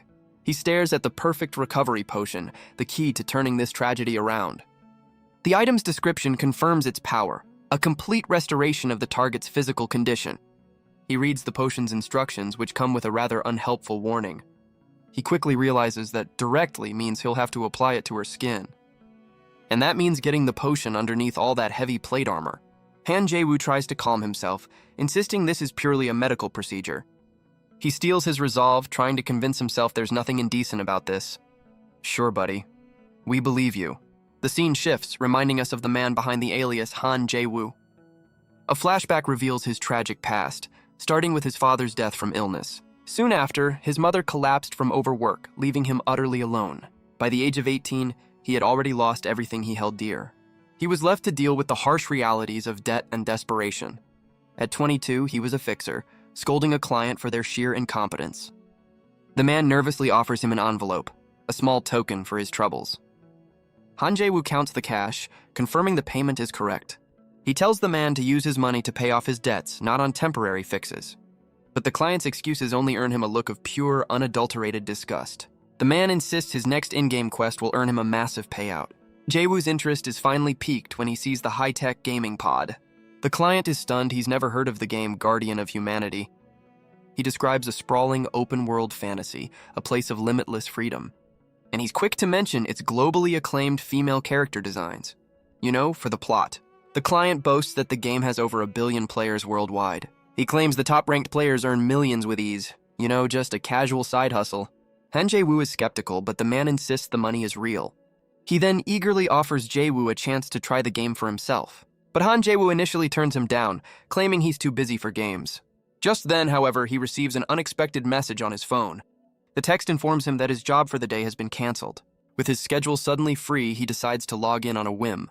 He's immediately struck by the game's incredible realism, marveling at the sky. The streets and the people feel so lifelike, it's almost unsettling. He questions if this is even a game, surrounded by the laughter of lifelike NPCs. His exploration leads him to a market stall, where a vendor eyes him curiously. The vendor makes a comment, almost as if he knows Jae-woo is a new player. Jae-woo is stunned by the detail, noting the man's face is indistinguishable from reality. His curiosity gets the better of him, earning a sharp rebuke from the vendor. The man shoos him away, but a system notification reminds him of in-game currency. A window confirms his starting funds, a meager 10 florins. A young boy eyes the fruit, but Jae-woo decides to save his money for now. But seeing the child's longing gaze seems to strike a chord within him. Guess his heart isn't made of stone after all. The boy's mother pulls him away, leaving Han Jae-woo alone with his thoughts. He gives in, asking the vendor for the price of a single apple. He hands the fruit to the boy, whose eyes light up with pure delight. The boy's parents are overjoyed, thanking him for his generosity. Han Jae-woo realizes 1 florin is worth an entire day's meal here. As they wave goodbye, he offers the boy a simple piece of advice. He waves back with a smile, the moment stirring up old memories. He remembers his own childhood, begging his mother for simple treats. A faint, nostalgic smile plays on his lips, a rare moment of peace. He walks away, admitting that this virtual world has a certain charm. Guess it's not all about the loot drops. And so, his occasional visits to the game began to grow more frequent. When the pressures of his real life became too much, the game was his only escape. He found a simple peace in completing quests, a satisfaction reality couldn't offer. The stress of his work as a fixer was a constant weight on his shoulders. But in the game, he could unleash all that frustration on any monster that crossed his path. He would recharge his spirit in the virtual world just to face his harsh reality again. It was a vicious cycle, escaping one battle only to face another, far grander one. Before he knew it, 5 years of in-game time had passed him by. One day, while enjoying a quiet moment, a voice called out his name. It was Valpurgis, the legendary knight, who had heard rumors of his skill. She offers him a quest to hunt boars, a real challenge for a seasoned player. He smirks, asking if she's scared of a simple boar hunt. She scoffs, hoping his skills can match his overconfident attitude.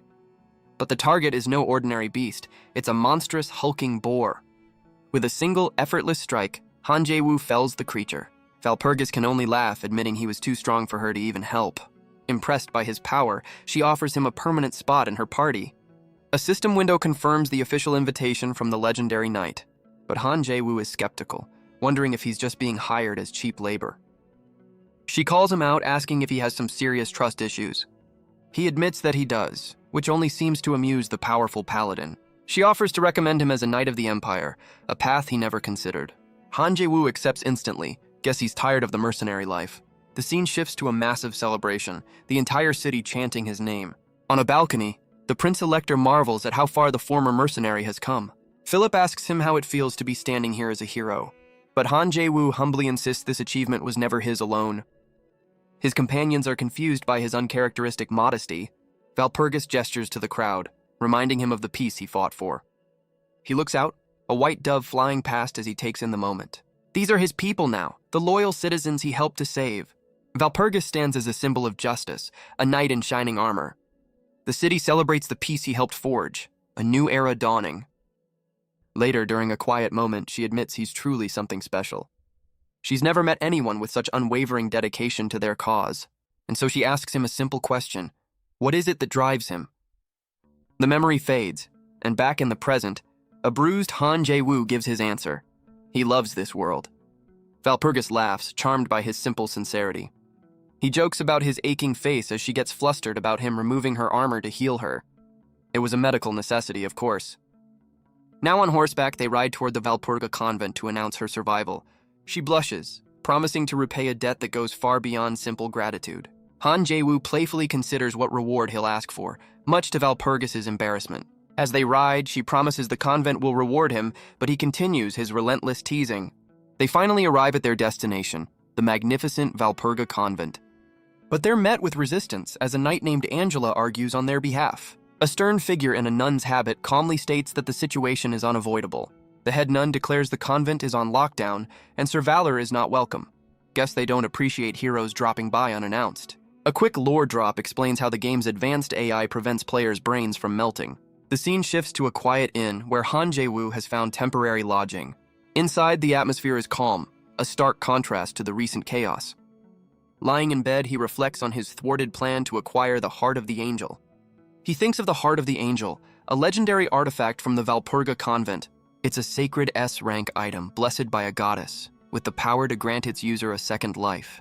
Han Jae-woo groans in frustration. It's an item he absolutely must have for a future event. His planning is interrupted by a voice at the door. It's Valpurgis, still in full armor. She apologizes for the humble accommodations, feeling responsible for her honored guest. She finds him lying on the bed and asks what he's doing, to which he simply replies, thinking. Valpurgis tells him she has something serious and confidential to discuss. Guess nap time is officially over. She sits down, relieved that she has someone she can finally trust with her burden. With a look of grim determination, she prepares to reveal a terrible secret. She takes his hand, her voice low as she reveals the High Abbess has been corrupted by darkness. Han Jae-woo is confused, recalling he just met Abbess Angela at the gate. But Valpurgis corrects him. Angela is the deputy, and the true High Abbess is Lady Margarita. The name sends a shockwave through Han Jae-woo's mind. He thought she was long dead. Valpurgis's voice barely registers as he processes this massive deviation from the timeline. He remembers her legend, a warrior of unparalleled skill in the Empire's history. She was the one who single-handedly transformed the convent into a formidable military force. A determined, almost manic grin spreads across his face as he declares they must save her. He leaps to his feet with a sudden burst of energy, startling the armored knight. Valpurgis is completely flustered by his passionate outburst. Guess she's not used to this much enthusiasm. He turns back to her, a confident smile on his face, confirming the mission: save the corrupted High Abbess. He declares he knows darkness better than anyone, urging Valpurgis to move immediately. The scene shifts to the Valpurga convent, a Gothic fortress shrouded in rain. Valpurgis questions his bold claim, wondering how he could know so much. But she quickly reaffirms her decision, her voice echoing with conviction. She argues that Sir Valor is a man worthy of their trust, at least this once. But Deputy Abbess Angela seems less than convinced by the passionate plea. She notes how much Valpurgis has confided in him, the tension in the room palpable. Valpurgis gives him an enthusiastic nudge, completely oblivious to his social anxiety. Angela's expression hardens as she reminds them this whole mess was caused by a traitor. She glares, questioning the wisdom of placing their faith in a complete outsider. Angela dismisses him entirely, ordering the guards to throw him out. With a single sharp word, she silences Valpurgis's protest. The legendary knight can only bow her head, completely shut down by the abbess. But Han Jae-woo steps forward with a disarming smile, calming his flustered ally. Angela coldly tells him the High Abbess's condition is none of his concern. He just smirks, asking for a moment of her time to hear him out. Then he drops a name that changes everything: the Seven Demons Gospel. The deputy abbess is stunned, demanding to know how he's heard of the sacred text. Guess that wasn't on the public library's reading list. The book itself appears in a vision, bound in chains and radiating dark energy. Han Jae-woo explains it contains the full history of the seven sealed demon kings. Angela's composure shatters, her face a mask of pure disbelief. She slams her fist down, demanding to know how he learned of the cursed book. But Han Jae-woo simply asks for her trust, confident he knows the way forward. His unnerving grin does little to calm the tense atmosphere in the room. The abbess finally relents, but on one condition: this secret dies with him. She leans in, her voice a low and dangerous warning. With a single flex of her hand, she shatters the stone table between them. She promises to bury him at the bottom of a river if he ever speaks of this again. Guess she's not a fan of loose lips. Now granted access, they walk through the convent, surrounded by imposing warrior nuns. Han Jae-woo is unnerved by their raw power and the overwhelming smell of intense training. Han Jae-woo admits to himself that he's never actually seen Margarita's face. His imagination, however, conjures a nun who can probably bench press a small car. Valpurgis notices his sudden distress, but he quickly brushes it off. He asks if she aspires to that physique, relieved when she says her family disapproves. They finally arrive at a massive door, shrouded in a corrupt demonic energy. The deputy abbess warns him to steel his mind against the overwhelming darkness. She orders the other warrior nuns to wait outside, their faces grim and determined. With a final look of resolve, Angela announces she is opening the door. As she turns the handle, a violent wave of purple energy erupts from the chamber. The force slams into Han Jae-woo, a system window confirming he's taken mental damage. Han Jae-woo checks on Valpurgis, who confirms she's protected by a divine blessing. A system window confirms his player status shields him from the mental assault. The deputy abbess presents the source of the corruption, the High Abbess herself. But Han Jae-woo is frozen, his mind reeling from a sight he never expected. This isn't the muscle-bound warrior he imagined, but a figure of quiet, immense power. The legendary High Abbess of the Valpurga convent is a young woman named Margarita, floating serenely in a storm of darkness. His expectations are so shattered he wonders if she was kidnapped. Guess his mental image was a little off. The deputy abbess begs him to be serious, her expression one of pure desperation. She explains they've tried everything they can, but all their efforts have failed. Angela tells him he is their last and only hope. The High Abbess lies still, the dark corruption slowly consuming her. In her desperation, Angela grabs him, promising any reward if he can save her. Her grip is so strong he can barely breathe, forcing her to apologize for her outburst. Guess she doesn't know her own strength. Catching his breath, Han Jae-woo confirms that Margarita is in critical condition. Angela explains that as a priestess, her holy nature makes her even more vulnerable. He points to the black veins spreading up her neck as undeniable proof. But with a calm resolve, he assures them that there is still a way to save her. Angela immediately grabs him again, demanding he share the solution immediately. Wiping away her tears, the abbess waits for his answer, her hope renewed. Han Jae-woo takes a steadying breath, preparing to lay out his solution. He tells the deputy abbess that the method is surprisingly simple. The plan is to use the convent's most sacred holy relic on the High Abbess. A lore drop explains the relic is the guardian of humanity, currently sealed by a demon king. He reiterates that the convent's treasure is the only way to save her. Angela remains silent, her stern gaze fixed on the mercenary before her. He specifies the item they need, the legendary Heart of the Angel. The abbess realizes his true plan, not to destroy the curse but to transfer it. He confirms it, explaining the curse is fatal to clerics, making him the perfect candidate. With a confident smirk, he declares himself the most qualified person for the job. You gotta admire the sales pitch. Han Jae-woo listens, a thoughtful expression on his face. But the deputy abbess flatly refuses, stating his method is forbidden. She relays a message from Margareta, who claimed the darkness as her own. The High Abbess forbade any sacrifice, vowing to destroy the empire to protect them.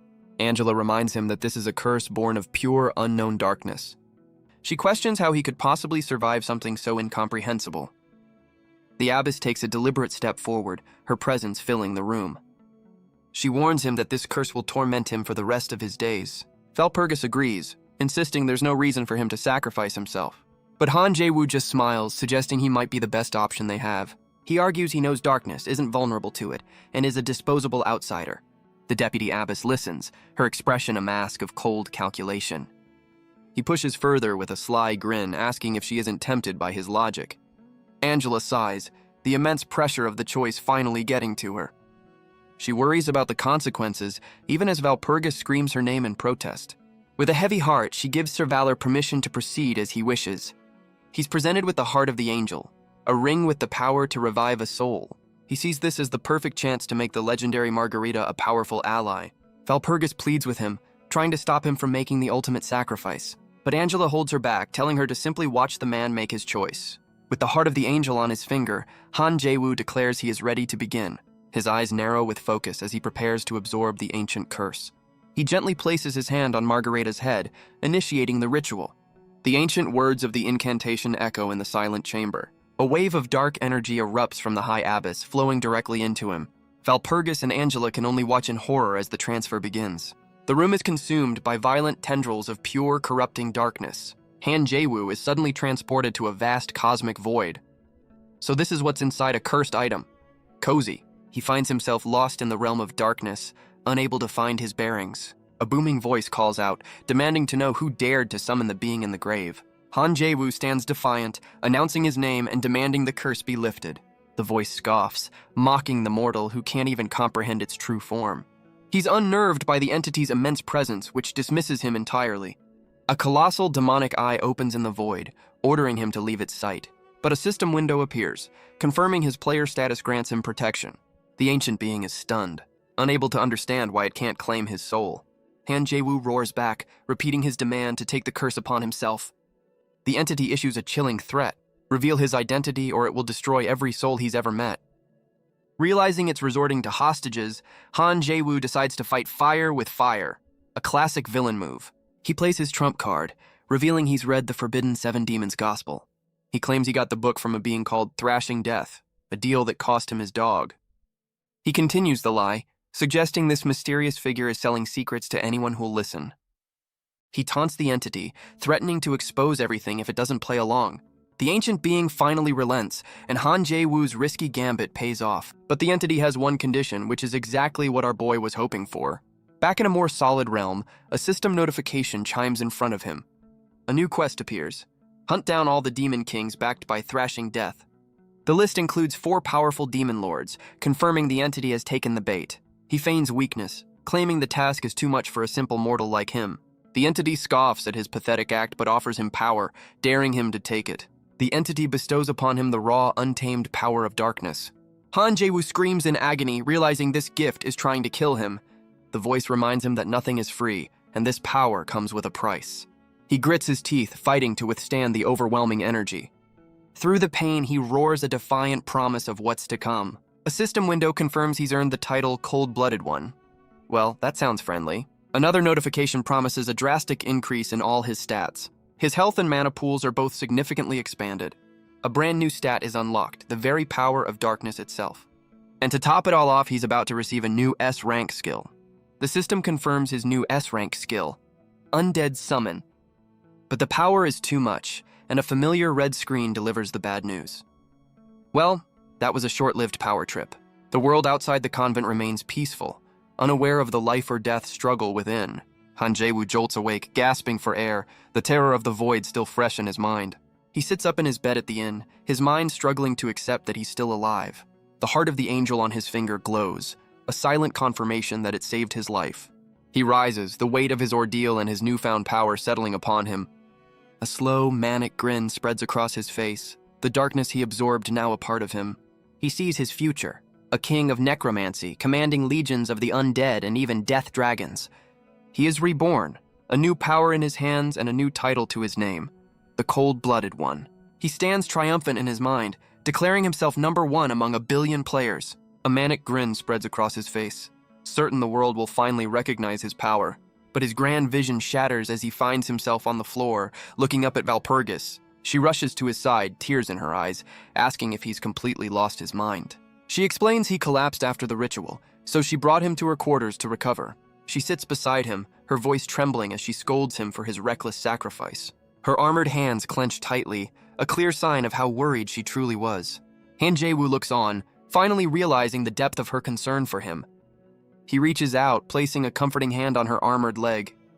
Guess personal space isn't a thing when you've just saved the world. With a charming smile, he apologizes, promising he won't worry her like that again. Valpurgis is completely flustered by his sincerity, steam practically rising from her helmet. She leans in close, demanding he hold true to his word. The two stand in a rare moment of peace, looking out the window. But their quiet is shattered by a violent tremor that shakes the entire convent. Han Jae-woo immediately wonders if a war has just broken out. Valpurgis stammers, trying to explain that the situation is far stranger than that. They rush outside to find the other nuns staring in shock at the disturbance. Deputy Abbess Angela turns, her face etched with concern as she greets Sir Valor. He surveys a forest of snapped trees, asking if a demon lord did some landscaping. But his sarcasm fades as he sees a colossal pillar of dark energy dominating the horizon. A voice greets him as a colossal tree-like hand rests on the ground before them. The voice explains it was just stretching after a long rest, thanking Han Jae-woo for saving it. The massive being then introduces itself as the true High Abbess of the Valpurga Convent. In a flash of light, the giant figure shrinks down, landing gracefully on the ground. She reveals her true form, the legendary High Abbess Margarita. With a playful wink, she tells him to just call her Mari. Guess High Abbess is too formal. A trivia note explains the curse came from a cosmic being, the Lord of Darkness. The scene shifts, showing Han Jae-woo walking up a stone staircase with a white-haired man. His thoughts turn to Prince Philip, certain the coward has already fled the forest. He reflects on his new power, planning to use his necromancer skills to secretly kill the prince. Guess hero is just a part-time gig. But he knows the heart of the angel makes the prince a difficult target for now. His dark thoughts are interrupted by Margarita, who is ecstatically ready for an adventure. Angela tries to rein her in, but the High Abbess dismisses decency as a noble's problem. He whispers to Valpurgis, who confirms this is just Margarita's standard operating procedure. But their quiet conversation does not go unnoticed by the sharp-eyed abbess. Valpurgis explains that this child is the strongest warrior in the entire convent. Margarita suddenly appears, playfully accusing them of sneaking off for a private moment. Han Jae-woo, ever the smooth operator, just plays along with a charming smile. She leads them through the convent, arriving at the entrance to an underground storage area. Inside is an armory of magical tools, which she declares is perfect for someone like him. Guess the welcome basket comes with cursed weapons. Margarita holds his hand, playfully suggesting she'd even go on a date with him. Valpurgis's shock is cut short, as Margarita assures them she's just kidding. You know, probably. With childlike excitement, the High Abbess rushes them toward the armory. The massive doors swing open, revealing a chamber bathed in a brilliant golden light. Han Jae-woo can't help but smile. So far, everything is going exactly according to plan. His next objective is clear: get stronger, and then the hunt for Prince Philip will begin. The scene cuts away to a stable, where a familiar-looking prince is preparing for a journey. He proudly shows off his new gear to his horse, a steed he affectionately calls Philly. Back in the armory, Han Jae-woo dons his own powerful new equipment, ready for the battles to come. As he prepares to leave, a horse offers him a friendly if somewhat slobbery farewell. But Valpurgis appears, calling him out for trying to leave without a word. She asks him to join her for one final walk before he departs. The two walk side by side, their footsteps echoing in the quiet morning. She admits that despite their short time together, it feels like an eternity. She recalls his bravery against the orcs and his showdown with Hexax, but he humbly insists that her own contributions were just as vital. The legendary knight is touched by his unexpected praise. Han Jae-woo is left speechless, a rare blush creeping up his neck. She notes his lack of curiosity, asking if he's really not going to ask. Guess subtlety isn't her strong suit. With a blush of her own, she tells him to stop playing dumb. She finally asks if he's curious about the face beneath her helmet. Han Jae-woo admits he figured she had her reasons for keeping it hidden. He respected her privacy, so he never felt the need to ask.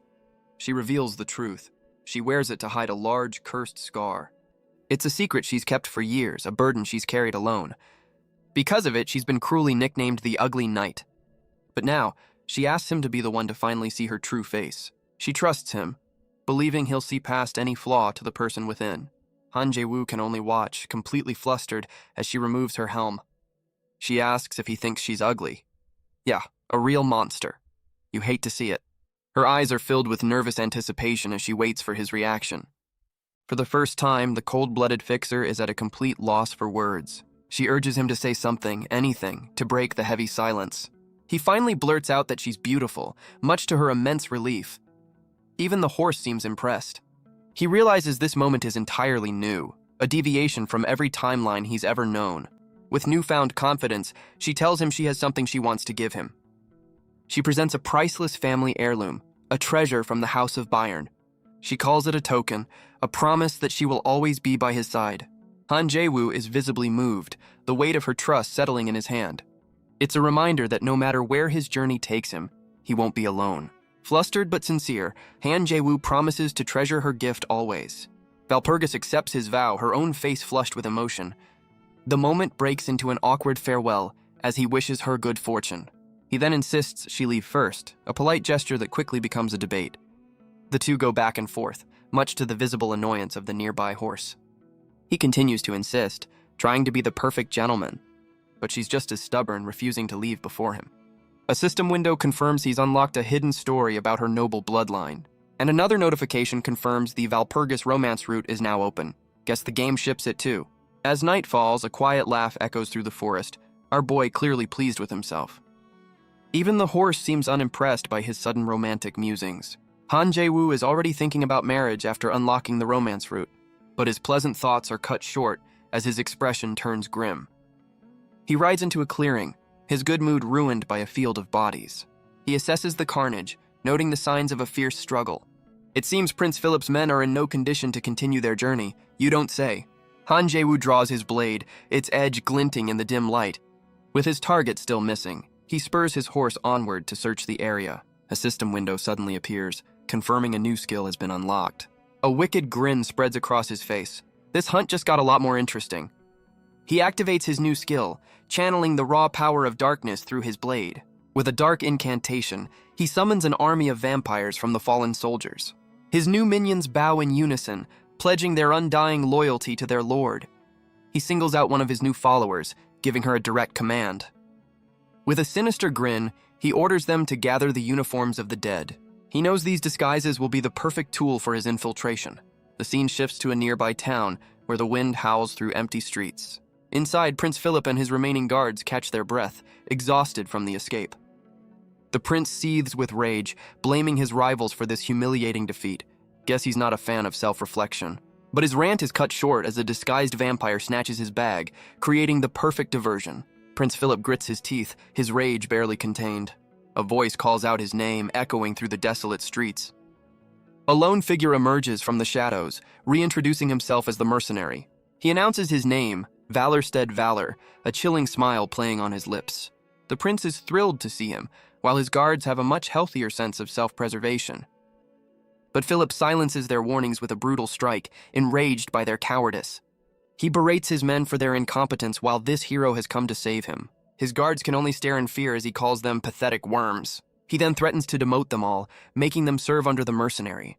But his tirade is cut short by a sudden, blindingly fast movement. Prince Philip falls to his knees, calling out for the hero he thinks has arrived. But Han Jae-woo's smile is anything but heroic as his undead army surrounds him. The prince, completely oblivious, thanks him for bringing such reliable reinforcements. Yeah, reliable for someone. Han Jae-woo's grin widens as he calmly declines any future reward. In a flash, his disguised vampires tear through the prince's remaining guards. The prince can only watch in horror as the betrayal finally dawns on him. Han Jae-woo covers his face, barely containing his glee at the unfolding chaos. He reveals his true motive. The prince has simply outlived his usefulness. A quick note reminds us his new power is fueled by the convent's forbidden artifacts. Prince Philip's world shatters, his face a mask of pure, unadulterated terror. He can barely contain his laughter, savoring the prince's utter despair. He coldly informs the prince that his role in this story is officially over. The prince stands alone, surrounded by the dead and the undead. But Philip's arrogance remains, calling him a pup who doesn't fear a tiger. Guess he missed the part where the pup now has fangs. The realization finally hits him. He's been nurturing a viper in his own camp. Han Jae-woo leans into the insult, playfully promising to bite the hand that fed him.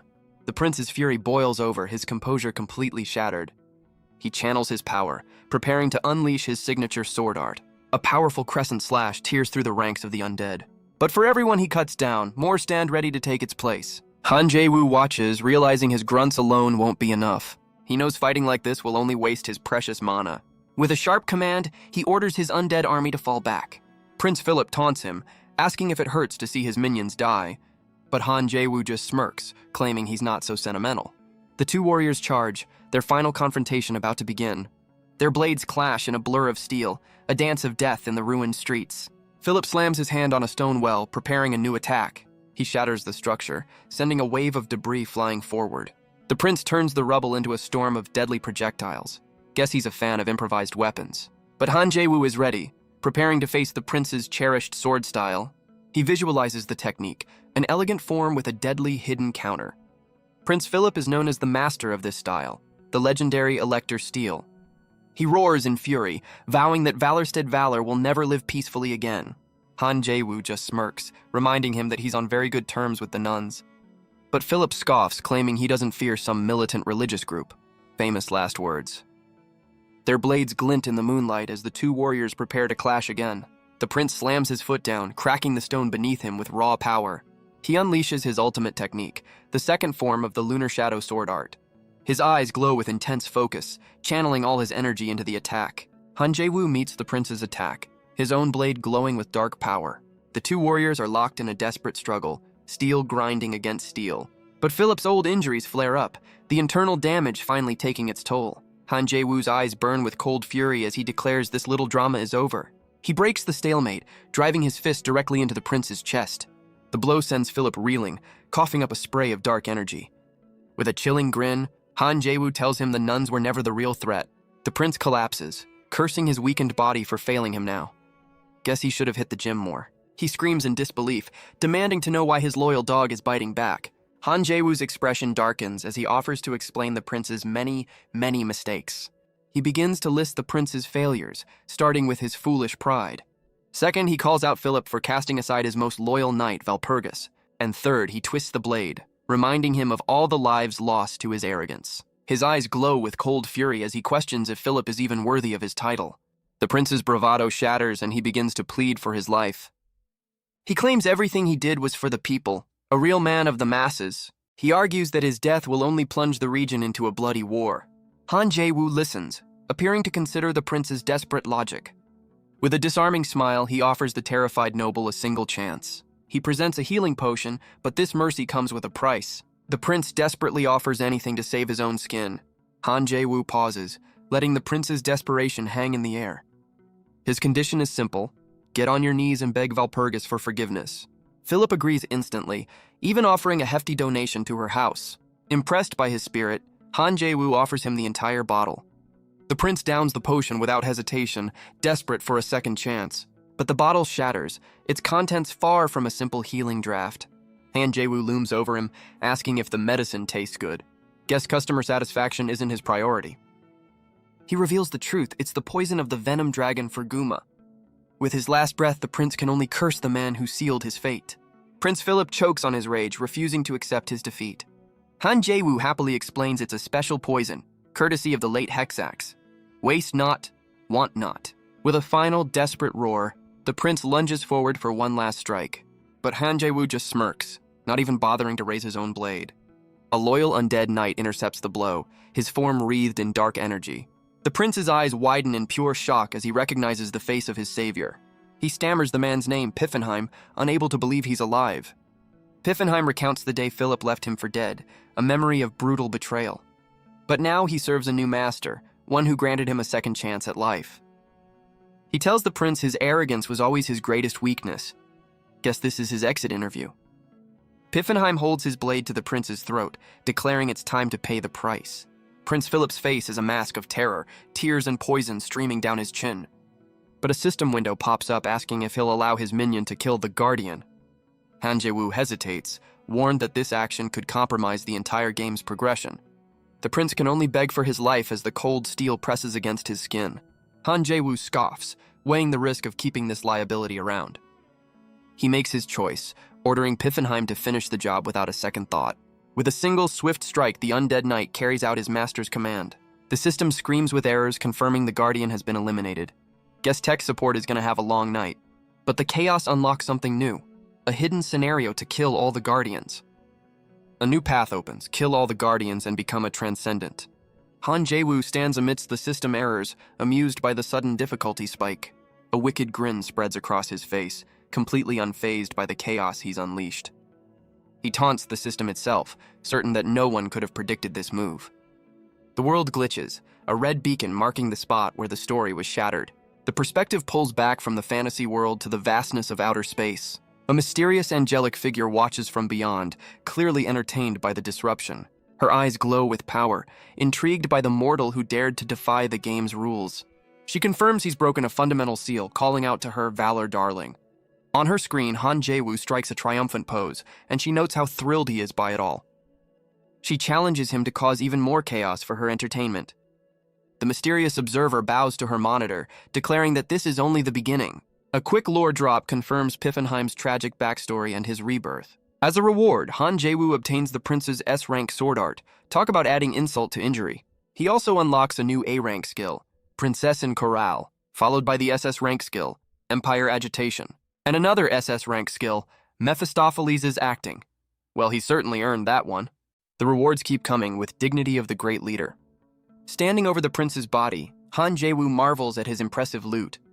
He grins, realizing he's also gained exclusive S-rank skills from leveling up. He inspects the loot, finding a small, ornate pouch among the spoils. At first glance, it seems like a simple magic bag, nothing special. But another item zaps him with a powerful barrier when he tries to open it. A system window confirms the obvious. Access has been denied. He sighs, realizing he'll need Margaretta's help to unlock this one later.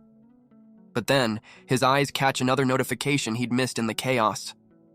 He's obtained the essence of the Guardian, the first of 5 needed to become a transcendent.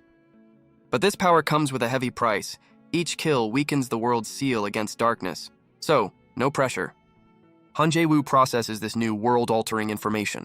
He walks away from the carnage, knowing his hunt for the other Guardians must be handled with care. He weighs his options, become a transcendent and stand alone, or find another path entirely, a future yet unwritten. His thoughts are interrupted by Piffenheim, who rushes in with exciting news. The undead knight presents a scroll, found among the prince's belongings. Han Jae-woo is ecstatic, certain this is the true reward for his efforts. He praises his loyal knight before asking about another, more subtle task. Piffenheim confirms they've disguised one of Philip's men as a demon, a perfect scapegoat. But their work is not quite finished as another loose end appears. A lone survivor from the prince's guard begs for his life, surrounded by the undead. Guess he didn't get the memo about the regime change. Piffenheim explains the man was hiding, asking his new lord what to do with him. Han Jae-woo considers the lone survivor, weighing the man's ultimate fate. Suddenly, a new, more devious plan clicks into place. The terrified guard begs for his life, promising to do anything to survive. A wicked, predatory grin spreads across Han Jae-woo's face. His eyes glow red as he sends a mental message to his next target, Pezamut. The scene shifts as a royal guard captain named Lawrence arrives with his troops. The white-haired captain surveys the scene, his expression grim and focused. He gives a confident wink, a flicker of personality beneath the stoic armor. Sir Lawrence raises a hand, ordering his units to halt amidst the bodies of the fallen. Guess the cleanup crew has arrived. A subordinate confirms the obvious. It seems the Petsamut forces were here. A soldier reports finding a survivor, and Lawrence orders him brought in for questioning. The royal guards immediately snap to attention, ready to obey. Later that night, the interrogation begins around a crackling campfire. Lawrence listens intently as the survivor confirms a valuable item was stolen. The guard recounts the fabricated story of being ambushed by Petsamut forces, but the captain cuts him off, questioning how he alone managed to survive. The terrified man stammers, sticking to the cowardly role he was given. With a sudden, violent motion, Lawrence slams his sword into the ground. He grits his teeth, feigning regret that he couldn't have arrived sooner.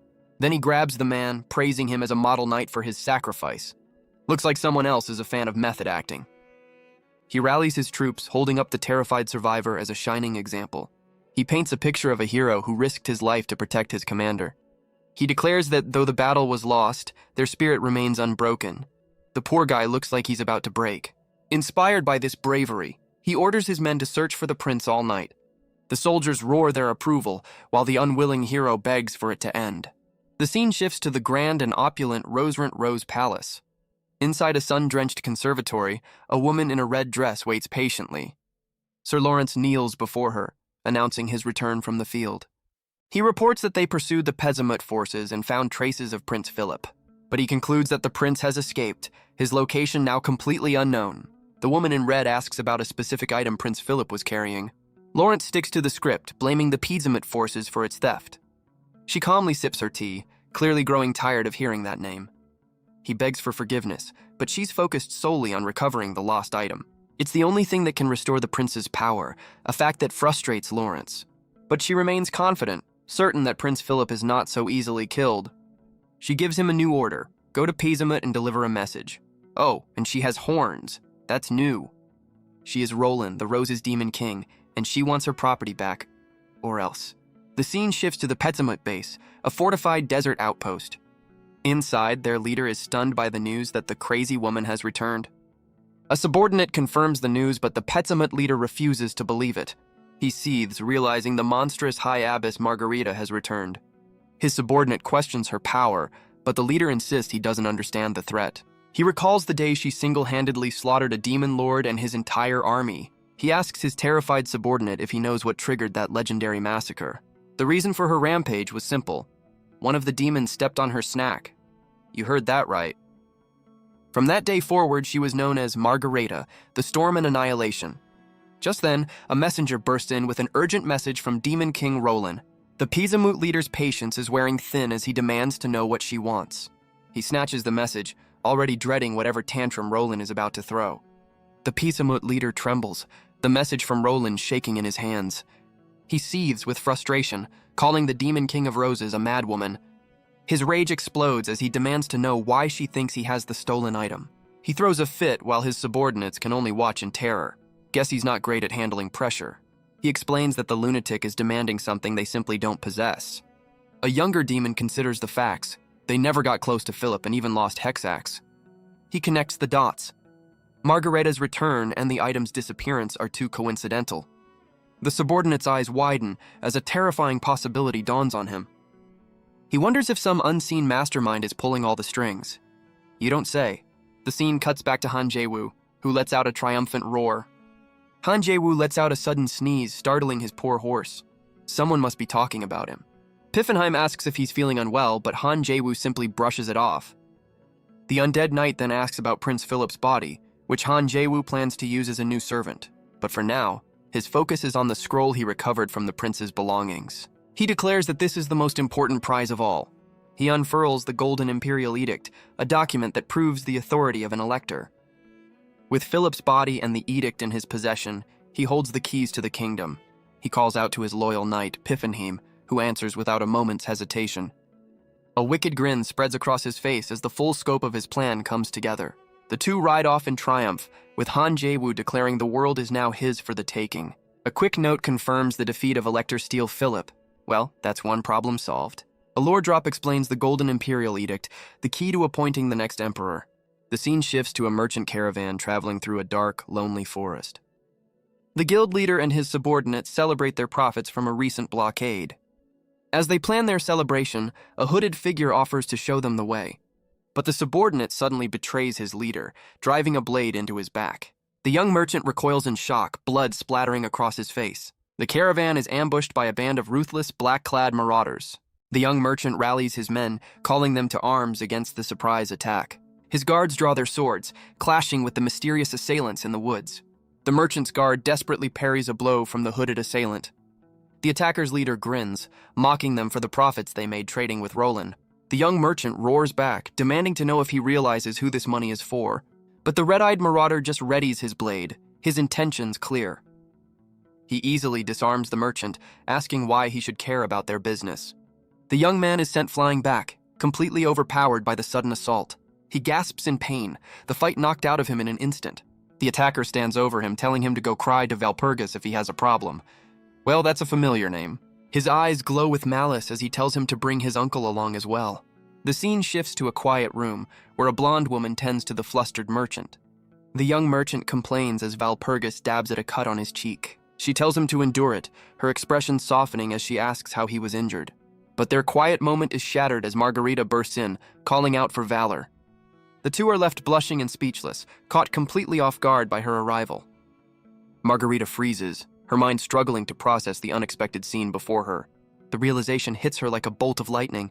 Valpurgis has removed her helmet. Overcome with emotion, the High Abbess slams her drink down in a fit of excitement. She playfully scolds Valpurgis for nearly giving an old lady a heart attack, but she understands, musing that it's only natural for a woman to want to show her true self. Valpurgis glances at the merchant, while he can only offer an awkward laugh in response. Margarita turns to Han Jae-woo, her tone suddenly deadly serious.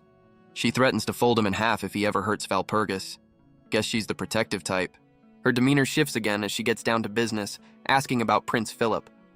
Han Jae-woo confirms the prince's death, gesturing to his friends handling the body. Margarita seems disappointed, wondering if this will create political fallout. But her disappointment quickly turns to rage. She wanted to be the one to kill him.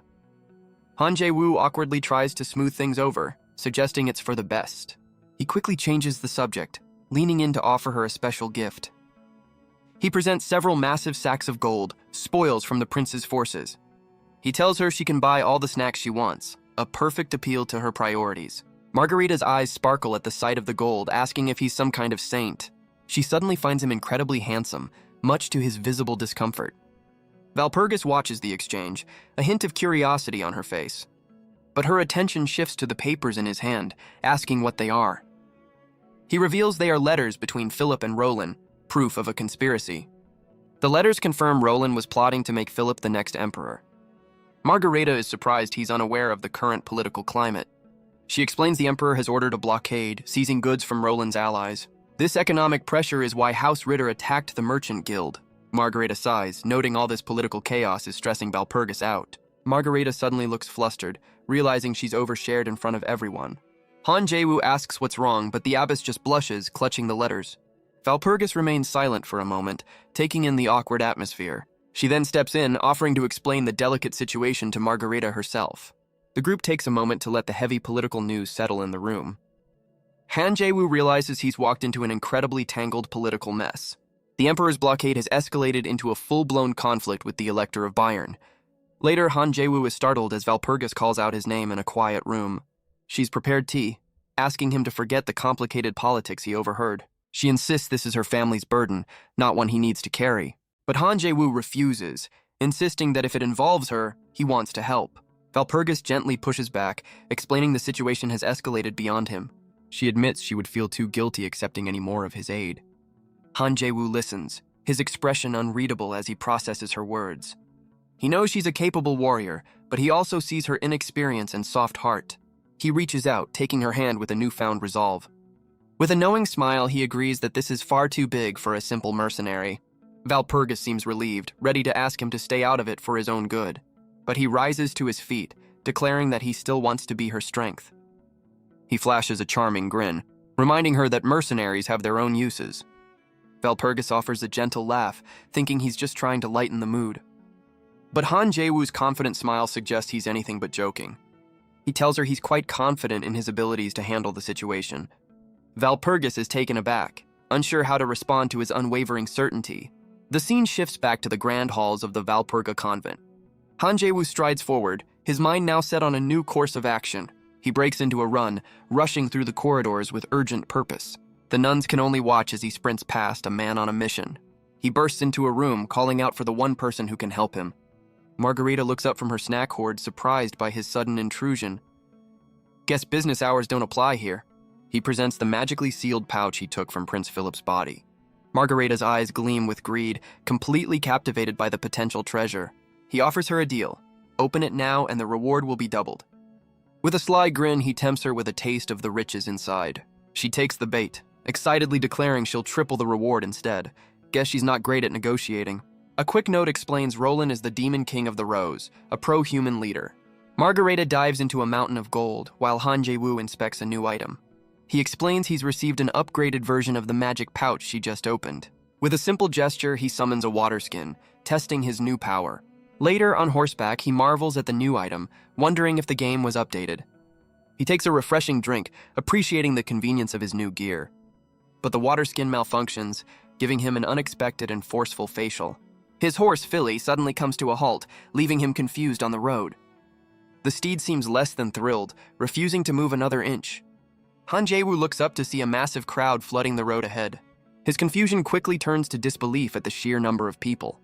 The scene transitions, showing a clear blue sky above the city of Pluzhen. After a long wait, he finally makes a grand, sparkling entrance into the city. He compares the grueling journey to waiting in line at an amusement park. Guess even fantasy worlds have queues. Inside, he finds the city as a massive festival dedicated to the Great One. Han Jae-woo takes in the bustling city, a nostalgic smile on his face. A quick lore drop explains this is Pluzhen, a city united under Demon King Cobalt. The citizens praise their leader for everything from good business to great skin. Talk about a cult of personality. Cobalt is a renowned unifier and a pro-human demon king, second only to Roland. Han Jae-woo knows this man is crucial to his plans. Meeting him is the top priority. But his thoughts are interrupted by an unexpected and cheerful greeting. A small, goblin-like local rushes up, immediately drawn to his powerful presence. The enthusiastic local admits he doesn't know him, but claims his aura is impossible to miss. Han Jae-woo realizes it's one of his new skills at work, dignity of the great leader. The SS rank skill passively boosts his charisma, making him stand out in any crowd. Guess blending in is officially off the table. Han Jae-woo smirks, realizing this new skill could be very useful for his meeting with Cobalt. The goblin is completely starstruck, gushing over the powerful aura of this remarkable stranger. He eagerly offers to guide Han Jae-woo, claiming he also has business with the city's leader. Han Jae-woo is left momentarily confused by the goblin's convenient offer. True to his word, the goblin leads him directly to the magnificent Cobalt Castle. They arrive at the doors of the Grand Reception Hall, the heart of the Demon King's domain. The goblin asks him to wait, promising that tea will be served shortly.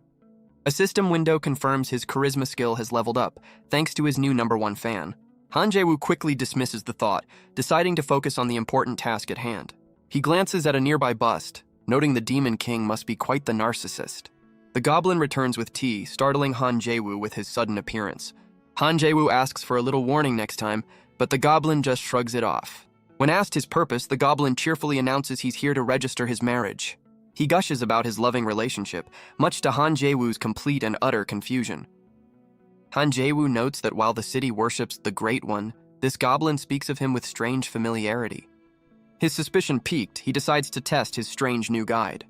The goblin proudly displays a glowing ring, calling it proof of their union. A confident, almost predatory smile spreads across the goblin's face. He boasts that the ring cost him a decade's worth of salary. A worthy investment, apparently. Han Jae-woo just smirks, his own plan already forming as he takes a sip of tea. With a knowing smirk, Han Jae-woo calls out the goblin's impressive acting, addressing him as Cobalt. The goblin flinches, feigning confusion and pointing to the ring on his finger. But Han Jae-woo has already pieced it together, recognizing the legendary ruby ring. He continues, laying out the final, damning piece of evidence. His grin widens as he reveals the fatal flaw. No one calls themselves the Great One. Busted. Just as his intel suggested, the illusion begins to crumble. The goblin's form dissolves in a cloud of smoke, impressed by Han Jae-woo's sharp instincts. The disguise melts away, revealing the true ruler of Pluzhen, Demon King Cobalt. A system window confirms his identity, Cobalt, the Shadow King. Cobalt gets straight to the point, correctly guessing this visit is about Valpurgis. Han Jae-woo explains he's here seeking information about Valpurgis's situation. Kubalt sets down his cup, confirming he has the answers Han Jae-woo seeks. But as expected, the Demon King's help comes with a condition. Han Jae-woo isn't surprised, already aware of Kubalt's eccentric nature. He knows the Shadow King is a notorious information broker, a gossip hound of the highest order. His knowledge spans from military tactics to the best investment properties. Han Jae-woo leans back, his own expression turning just as sinister. He plays to the demon's ego, daring him to prove his legendary omniscience. Kubalt is visibly delighted, finding a kindred spirit in this audacious mortal. He lunges forward, demanding they become friends, and Han Jae-woo has little choice but to agree. Han Jae-woo is left completely speechless by the Demon King's sudden proposal. Kubalt explains that from the Hexax incident to his ties with a certain paladin, Han Jae-woo is now a person of interest. Our boy is immediately flustered, imagining a very different kind of closeness with Valpurgis. The Shadow King smiles, noting that an alliance with him would be mutually beneficial. Han Jae-woo wonders how exactly he's supposed to prove this newfound friendship. As a first step, Kubalt offers him a small, glowing token. It's a communication ring just for calling each other when they're bored. Han Jae-woo is not amused. He imagines Kubalt as a condescending teacher, a truly terrifying thought for any student. Kubalt admits he can't quite figure him out, and offers some information as a gift. With a snap of his fingers, the gossip-loving king has the perfect piece of intel to share. Han Jae-woo leans in, ready for the crucial piece of information. The Shadow King reveals the clue lies in the capital of Saxon. The scene shifts to the sprawling city of Dresden, his next destination. He arrives at a heavily guarded gate, his presence immediately noticed. The guards demand to know his identity, clearly not expecting visitors. But Han Jae-woo just smiles, activating his charisma-boosting skill. The sheer force of his aura sends the guards reeling in terror. He warns them not to stand in his way, his authority now undeniable. With a confident stride, he walks through the city, a man on a mission. His powerful presence turns heads, drawing the attention of everyone he passes. The citizens of Dresden fall to the ground, paralyzed by his overwhelming aura. With a single word, he commands them to move, and they can only obey. He arrives at his destination, the Velia Merchant Guild headquarters. Inside, the guild leader is alerted to an approaching presence of immense power. A terrified guild member confirms the visitor is just moments away. She flees in terror, unable to withstand the sheer force of his approach. The guild leader stands frozen as Han Jae-woo finally enters the room. He demands to know why such a powerful figure has come to his guild. Guess he didn't get the memo about the new VIP in town. Han Jae-woo simply gestures, his confidence radiating through the room. With a predatory grin, he announces he's here to make a deal. A quick profile confirms Kubalt is a pro-human demon king with an unmatched intelligence network. Han Jae-woo asks if the clue is located in the city of Dresden. The Shadow King confirms, adding that the Velia Merchant Guild and Ritter Knights are based there. He reveals the two are locked in a massive debtor-creditor relationship. The revelation hits Han Jae-woo, a crucial piece of the puzzle clicking into place. He's genuinely impressed, realizing Kubalt's reputation is no exaggeration. The Demon King smirks, having completely outmaneuvered him in this game of information. His network spans the entire continent, earning him the title of the Shadow King. Guess he's the fantasy world's best private investigator. Kubalt notes his satisfaction but teases that there's one more detail to share. Han Jae-woo leans in, hanging on every word as the Demon King prepares his final reveal. The guild leader stands over a bed, his expression heavy with grief. He introduces the ailing young woman as his daughter, Marin. He explains that though she lies helpless in bed now, she was once a bright and healthy child, full of life. But a mysterious illness took hold, draining her strength until she couldn't even eat. This tragic turn of events has led them to their current, desperate situation. He's summoned every renowned doctor on the continent, but none could find a cure. He collapses in despair, certain he's about to lose her forever. But Han Jae-woo grabs him, feigning outrage and insisting there must be a way. Looks like he's gunning for an acting award. The desperate father can only beg him to bring back his daughter's smile. He tells the man to drop the formalities, introducing himself simply as Valor. But the man's grief-fueled bad breath is a bit much, even for our hero. He takes a moment to recover before getting back to the matter at hand. He approaches the bed, confirming the girl's condition is indeed critical. He notes her reduced muscle mass and a persistent low-grade fever. This is clearly no ordinary illness. Conventional medicine won't work. But he turns back to the father, a glimmer of hope in his eyes. The desperate father hangs on his every word, begging for the answer. Han Jae-woo reveals the cure, an elixir from a place called Gross Glockner. The guild leader's hope instantly turns to dread at the mention of that name. The guild leader collapses, realizing the mission is practically a death sentence. He knows the saying, returning from Gross Glockner is just a fantasy. The place is the demonic dragon canyon, a massive chasm in the Empire's southeast. It's the domain of the demonic dragon, Schwarze Teufel. One of the last ancient dragons, its power is said to be beyond measure. A beast so mighty that even demon kings dare not challenge it. And if the dragon wasn't enough, the canyon is crawling with demon beasts. It's a place of certain death, a hopeless challenge for any normal person. But Han Jae-woo just smirks because he is anything but normal. The guild leader grabs his arm, his last shred of hope resting on this stranger. With a reassuring smile, Han Jae-woo tells the man not to worry. He'll go. The guild leader is overcome with emotion, completely stunned by this stranger's offer. Han Jae-woo's confidence shines, his charisma skill working at full power. A system window confirms his Mephistopheles' acting skill is active. Of course it is. But the father refuses, grabbing Han Jae-woo and insisting he should be the one to go. Han Jae-woo stops him, explaining that his daughter doesn't need an elixir. With a pained expression, he claims the true cure is a father's heartfelt love. The guild leader completely breaks down, moved to tears by his profound wisdom. Now that he has the man's complete trust, Han Jae-woo's true intentions surface. He casually mentions the massive debt the Ritter family owes the guild. Business time. The guild leader's face falls as he remembers the crushing weight of the debt. With a dazzling smile, Han Jae-woo offers to take the entire burden upon himself. He grabs the man, feigning fury at his hesitation. He reminds the father this is all for the sake of his one and only daughter. From her bed, Marin weakly calls out for her father, sealing the deal. The man's mind flashes back to a time when his daughter was healthy and full of life.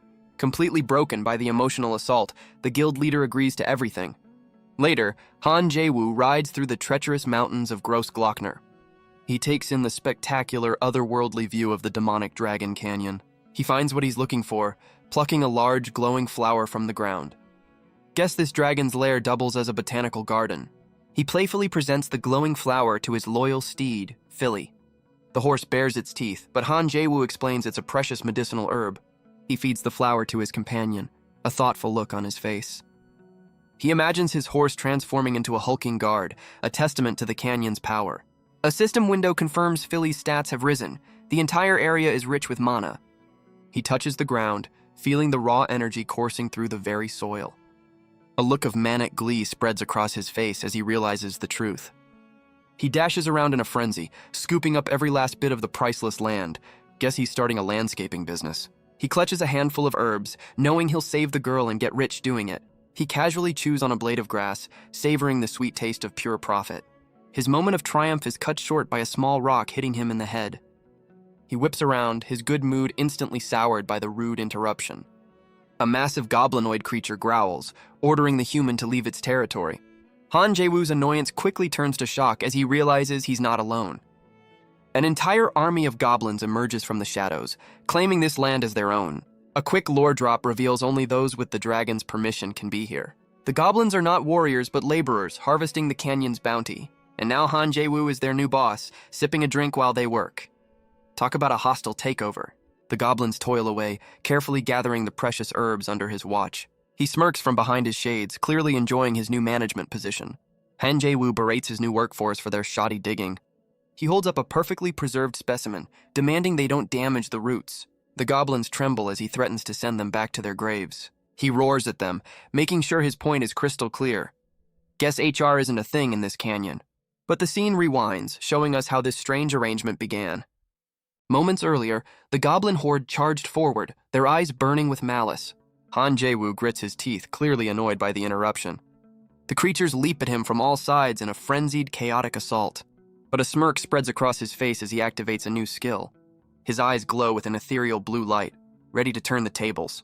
He unleashes Blood Tear Absorption, a vortex of crimson energy that tears through the goblin ranks.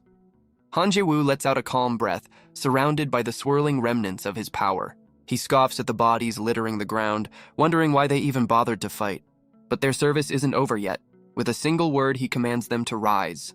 Dark purple energy surges through a fallen goblin, its eyes glowing with unholy light. The reanimation spreads as one by one, the dead begin to stir. The entire goblin horde stands once more, now an undead army loyal only to him. Han Jae-woo claps his hands, praising his new, highly motivated workforce. He licks his lips, savoring the taste of absolute and utter domination. In his mind, they are nothing more than goblin scum, tools to be used. He swirls a glass, a toast to his own brilliance. Han Jae-woo taunts his new goblin foreman about their foolish attack. The goblin thanks him for his mercy, but Han Jae-woo just sees a new employee. He gets down to business, asking what other dangers lurk in the canyon. The goblin lists a horrifying menagerie of werewolves, worms, and ogres. Han Jae-woo praises his new subordinate's knowledge, pleased with his choice. But his moment of triumph is interrupted by a glowing ring on his finger. A familiar voice calls out. It's none other than the Shadow King, Kubalt. Kubalt playfully chides him for forgetting their special little connection. Han Jae-woo feigns ignorance, annoyed that his new friend calls at the worst times. Kubalt cuts straight to the point, asking how things are going in Gross Glockner. Han Jae-woo tries to deflect with small talk, but the Shadow King sees right through it. Kubalt extends a casual invitation to the festival in his city of Pluzin. But he quickly gets to the real reason for his call, Valpurgis's visit to the Ritters. He reveals the family demanded an outrageous settlement fee from her. They also threatened to seize goods meant for Roland, a completely unfair power play. Kubalt grits his teeth, knowing this is only the beginning of their aggression. He advises Han Jae-woo to have Valpurgis play along, buying as much time as possible. Han Jae-woo agrees, well aware of the transactional nature of their new friendship. He ends the call, promising a handsome reward for the intel, and Kubalt happily accepts. Kubalt laughs, eagerly anticipating the profits from the canyon's resources. But the Shadow King abruptly ends the call, noting the chaos in the background. Han Jae-woo stares at the ring, shocked that the Demon King just hung up on him. He grits his teeth, reminding himself this annoying alliance is all for Valpurgis's sake. His thoughts are cut short as his goblin foreman rushes in, clearly terrified.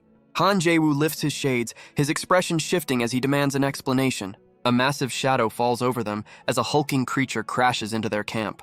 The goblin foreman identifies the new arrival, a powerful red-eyed ogre. Han Jae-woo orders his subordinate to get back, but the loyal goblin refuses to leave his side. With a swift punch, Han Jae-woo sends the goblin flying, forcing him out of harm's way. Han Jae-woo's eyes narrow, his focus locked on the hulking beast before him. The ogre scoffs at the fallen goblins, calling them pathetic for being defeated so easily. It notes that even with their high levels, they stood no chance against his absorption skill. The beast declares that summoning more undead would be completely useless against its might. But Han Jae-woo's hand begins to glow with a brilliant ethereal light. He sarcastically thinks to himself that this situation has worked out perfectly. A crimson sigil forms in his palm as he prepares a different kind of magic. He decides it's finally time to stretch his legs and get serious. Golden energy erupts from his hand, swirling with immense untamed power. A predatory grin spreads across his face, ready to enjoy a real fight. He summons one of the Empire's 12 legendary swords, an unbreakable treasure. The blade materializes in a blinding flash of golden light. He wields the legendary sword Rublanya with a familiar confidence. It's an S-rank heirloom, designed to enhance the lunar shadow sword art. The ogre and its minions recoil, recognizing the immense power of the blade. He taunts the beast, knowing it recognizes the sword's legendary fighting style. He recalls how the foolish Prince Philip had locked this masterpiece away in storage. With a single fluid motion, he cuts down one of the hulking brutes. The others can only watch in shock as their companion falls. He moves like a blur, creating phantom images as he dances between his foes. Looks like this is going to be a short fight. The ogres can only watch as he becomes a whirlwind of steel and shadow. The lead beast's confidence shatters, replaced by pure, unadulterated fear. With graceful, deadly arcs, he carves a path straight through their ranks. He lands on the head of a fallen foe, a silent king surveying his new domain. But one last brute refuses to yield, its eyes burning with defiance. Han Jae-woo effortlessly sidesteps and delivers the final, decisive blow. The goblin foreman rushes forward, witnessing the end of the swift, brutal battle. Han Jae-woo lets out a breath, admitting to himself he was a bit rusty. A likely story. His loyal subordinate is completely starstruck, his awe turning into pure worship. Han Jae-woo plays it cool, acting as if wiping out an ogre squad was just another Tuesday. He brags to his goblin foreman, but their celebration is cut short by a new arrival. A cold, feminine voice echoes through the canyon asking a simple question. Han Jae-woo's head snaps around, his senses suddenly on high alert. The voice demands to know if he was the one who caused this destruction. The hooded figure now hovers above him, an omen of the power he's about to face. He lunges forward, sword at the ready, shocked by her sudden appearance. But his legendary lunar shadow sword art is stopped dead in its tracks. A monstrous red hand catches his arm, its grip like solid steel. The figure is revealed as a powerful demoness, and she is not happy to see him. Han Jae-woo grits his teeth, caught in a grip he cannot possibly break. Her eyes burn with rage as she delivers a simple, chilling threat. Before he can react, she lunges forward with blinding speed. A single blow sends him flying across the canyon floor. A system window confirms the devastating damage. His health is critical.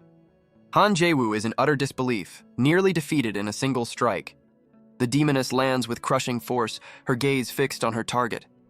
He can only wonder why his morning had to be ruined by such a powerful foe. He tries to regain his composure, demanding to know who she is. She calls his behavior improper, then reveals her title, Master of Gross Glockner. Han Jae-woo is left completely baffled by her strange introduction. The pieces click into place. She's not just the master, she's the demon dragon. Han Jae-woo's mind reels, realizing in his past life, this foe was a colossal beast. She gives him a single dismissive glance as if sizing up her prey. In a flash of crimson energy, she closes the distance between them. Her eyes narrow, sensing something unusual about his very being. She detects an otherworldly energy, a power not of this dimension. The goblin foreman panics, vowing to protect his master from this strange foe. But she has no time for words, raising a clawed hand to end the conversation. With a final, chilling declaration, she lunges forward to deliver the final blow. Han Jae-woo desperately tries to stop her, begging for a chance to explain. But the demon dragon simply raises a clawed hand, dismissing his pleas as futile. A wave of crimson energy surges forward, an attack meant to erase him from existence. But Han Jae-woo roars out a final desperate threat. If he dies, she dies with him. The attack stops just inches from his face, her expression shifting from rage to confusion. He holds her gaze, sweat beading on his brow as his life hangs on this single audacious bluff. The master of Gross Glockner can only stare, completely baffled by his strange declaration. She demands an explanation for his words, and he calmly replies that it's exactly what it sounds like. With a confident smirk, he claims to have prophetic dreams. Guess it came to me in a dream works in any world. He describes a vision he saw, the mighty demon dragon dying a bloody and miserable death. She tries to connect the dots, realizing he's somehow linking his own fate directly to hers. He doubles down, offering her a look inside his mind to prove his vision. The demon dragon considers his audacious offer, her expression unreadable. She suddenly raises a clawed hand, and Han Jae-woo flinches in terror. But she relents, agreeing to his terms with a heavy sigh. A wave of dark energy erupts as she gives him a final, deadly warning. Han Jae-woo can only agree, sweating profusely under the immense pressure. Guess he's regretting this particular bluff. Her monstrous hand glows with crimson power, ready to enforce her threat. But the scales and claws recede, revealing a surprisingly human touch. She places her hand on his head, preparing to delve into his memories. She gives one last condition. Any sudden moves, and this ends for good. Han Jae-woo agrees, sweat dripping down his face as the bluff continues. A wave of psychic energy explodes as she dives deep into his mind. The demon dragon finds herself floating in the vast expanse of his consciousness. She is surrounded by an endless reel of memories, a lifetime flashing before her. The sheer volume of his past stuns her, but Han Jae-woo tries to play it cool. She demands to see more, but he nervously insists she's seen enough. He quickly directs her attention to a single isolated memory bubble. The dragon finds his behavior suspicious, but he just offers a nervous laugh. The vision he presents is blurry, its source and meaning completely obscured.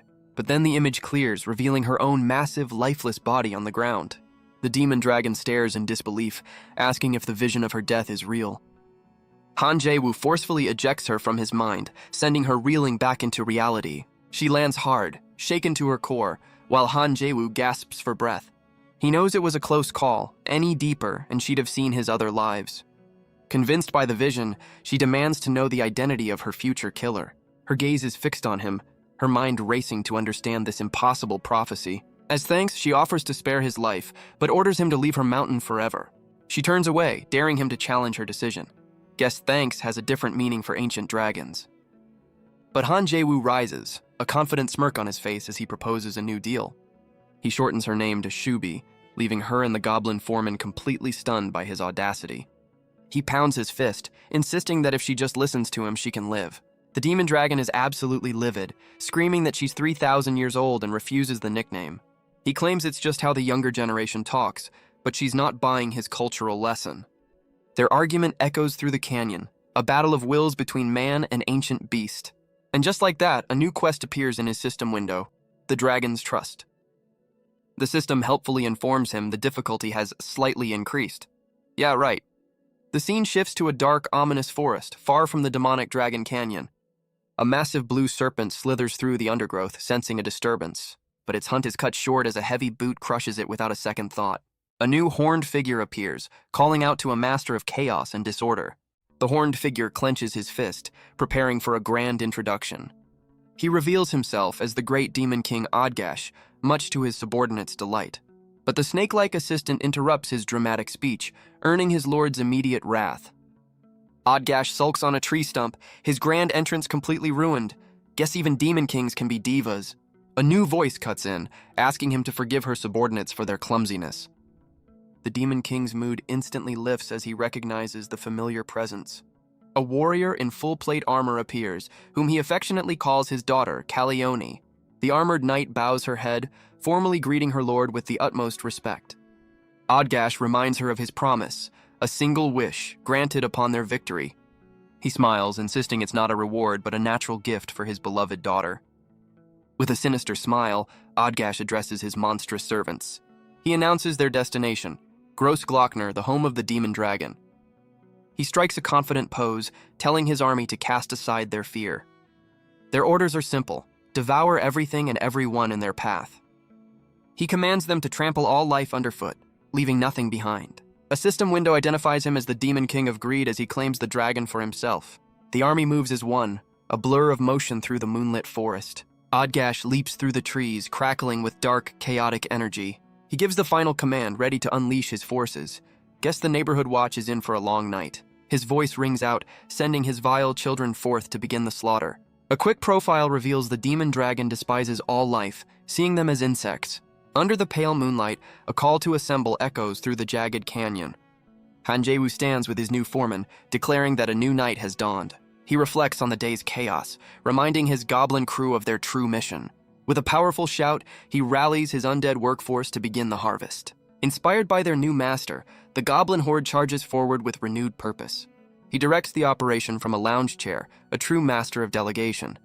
His loyal foreman, Kurlak, serves him a freshly prepared mandrake cocktail. He thanks his subordinate, then orders another drink for his horse, because of course he does. Taking a sip, he reflects that without his past memories, the dragon would have surely killed him. He mulls over the strange inconsistencies of this particular playthrough, from Prince Philip's betrayal to the dragon's unexpected human form. Everything in this timeline feels different, slightly off-kilter. But he shrugs it off, his thoughts drifting to Valpurgis instead. Priorities, I guess. Suddenly his eyes widen as a new, startling thought strikes him. He raises a hand, summoning a familiar blue interface from the system. With a single word, he commands the system to open before him. He's not just checking stats, he's diving into the main scenario itself. And just as he suspected, the changes weren't isolated to this run. Every event, every choice he's ever made has been subtly altered. He realizes nothing matches his previous runs. This world is completely new. As the former #1 player, he knew this world inside and out. So his confusion over the dragon's location is a massive red flag. He decides to organize his thoughts, trying to make sense of the chaos. The major story beats, the betrayals, the battles are all the same. But the smaller details within those scenarios have been completely altered. This isn't just a new playthrough. The world itself has been rewritten. He senses he's missing a crucial piece of this new, confusing puzzle. A sudden cry of pain shatters the silence of the canyon. His train of thought is broken as he turns to see what the commotion is about. An injured goblin stammers an apology, claiming he was just hurt while gathering herbs.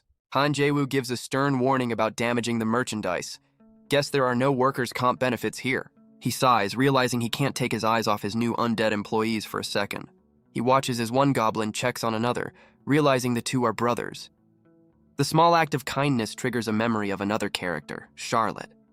He's stunned, realizing he never knew she had a younger sister in his past runs. The memory shows a moment of sisterly concern he'd never witnessed before. His mind flashes through other relationships, other lives he's now seeing differently. He has a sudden epiphany. As his own role has changed, so has his entire perspective. He's no longer just a player.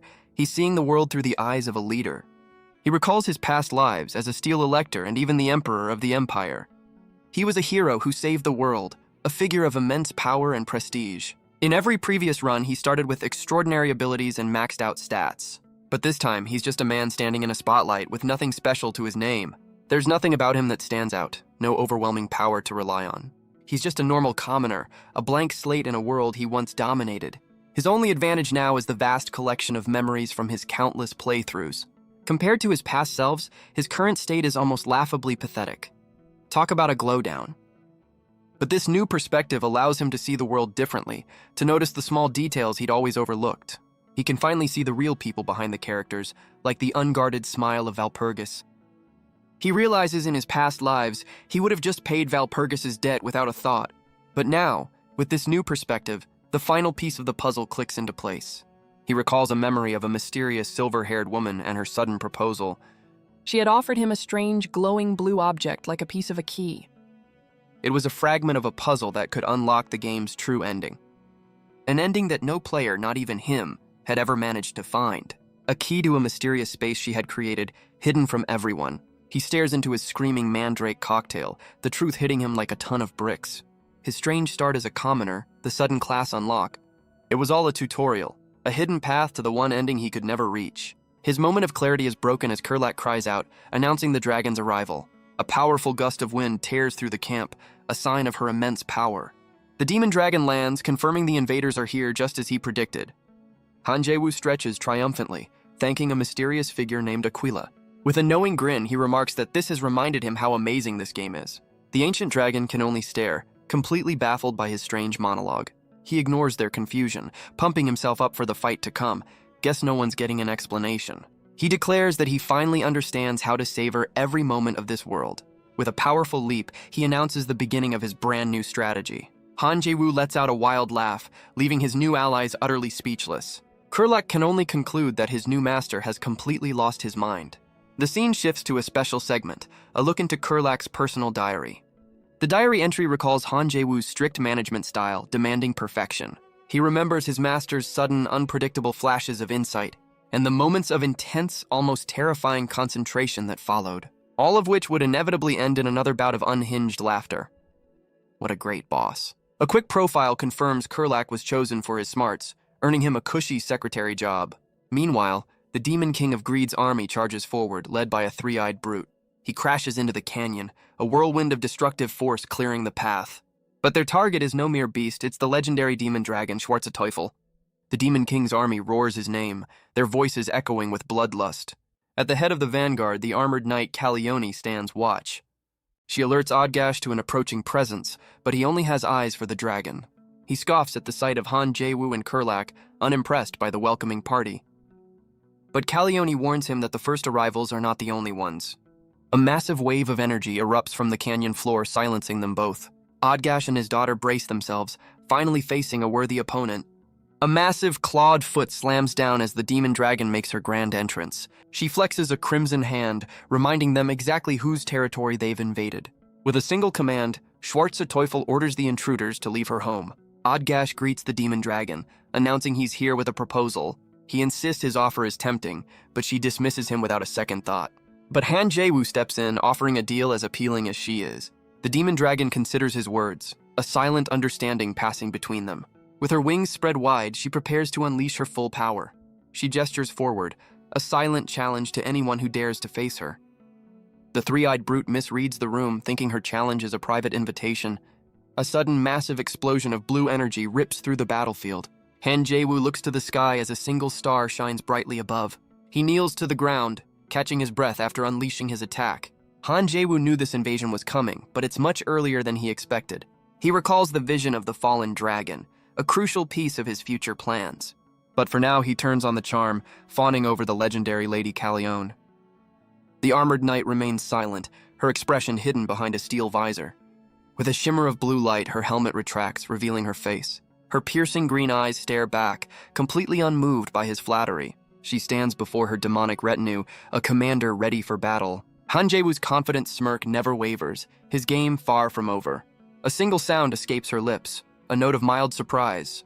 Guess the charm offensive is working. A little.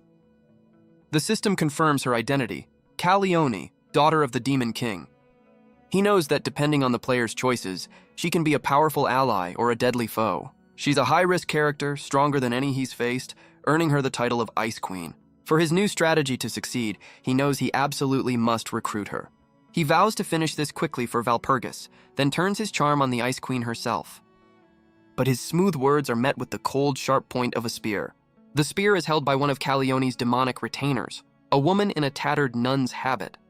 With glowing red eyes, she lets out an inhuman screech, clearly not a fan of his pickup lines. But Han Jae-woo casually pushes the spear aside, asking the subordinate to move along. Enraged by his dismissal, she unleashes a powerful, sweeping attack. But Odgash's snake-like assistant screams at her, furious at the interruption. The snake-like assistant screams at the nun, calling her utterly worthless. But Kurlak steps forward, trembling but ready to die for his new master. Han Jae-woo pats his shoulder, playfully reminding him how he ran from the dragon. He then turns to the demons, declaring his goblin is braver than any of them. The snake-like assistant's face contorts with rage at the blatant disrespect. The nun-like demoness is equally furious, her eyes burning with hatred. But their standoff is interrupted by the appearance of a new weapon. A woman named Hajak steps into the light, another unexpected player in this game. Looks like Han Jae-woo called for backup. She gives a confident smirk, her red eyes gleaming with anticipation. With a sharp crack of her whip, she signals her readiness for a fight. The nun-like demon is suddenly ensnared, her attack stopped cold by an unseen force. A new figure's eyes glow red, unleashing a torrent of shadowy bat-like energy. A loyal butler-like swordsman effortlessly restrains the demoness with his dark magic. He vows to show no mercy to anyone who dares threaten his master. Calione watches the scene unfold, correctly identifying the newcomer as a vampire. Han Jae-woo's grin widens, confirming her guess with smug satisfaction. An entire squad of new allies emerges, evening the odds in a flash of purple light. Looks like the cavalry has arrived.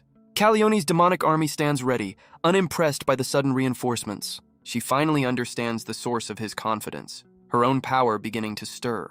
But she reminds him that they are the Legion of Odgash, a force not so easily matched.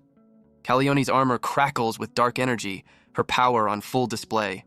Through her glowing visor, she gives the order, leave nothing standing. Her demonic horde roars in unison, eager to follow their commander's command. But Han Jae-woo's forces are just as loyal, vowing to protect their master.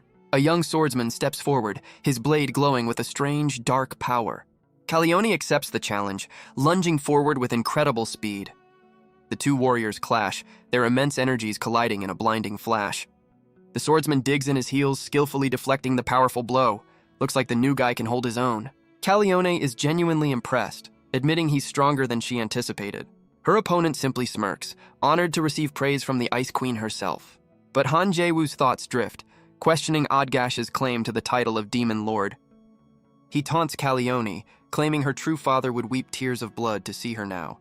He reveals her true identity, Lady Calione, daughter of the former Rank 1 Demon Lord Kaimars. Stunned by this revelation, she demands to know how he could possibly know such a secret. Han Jae-woo simply laughs, finding her confusion utterly ridiculous. He asks how he could possibly not laugh at the irony of it all. He pities her for being so completely ignorant of her own history. And then he drops the bombshell.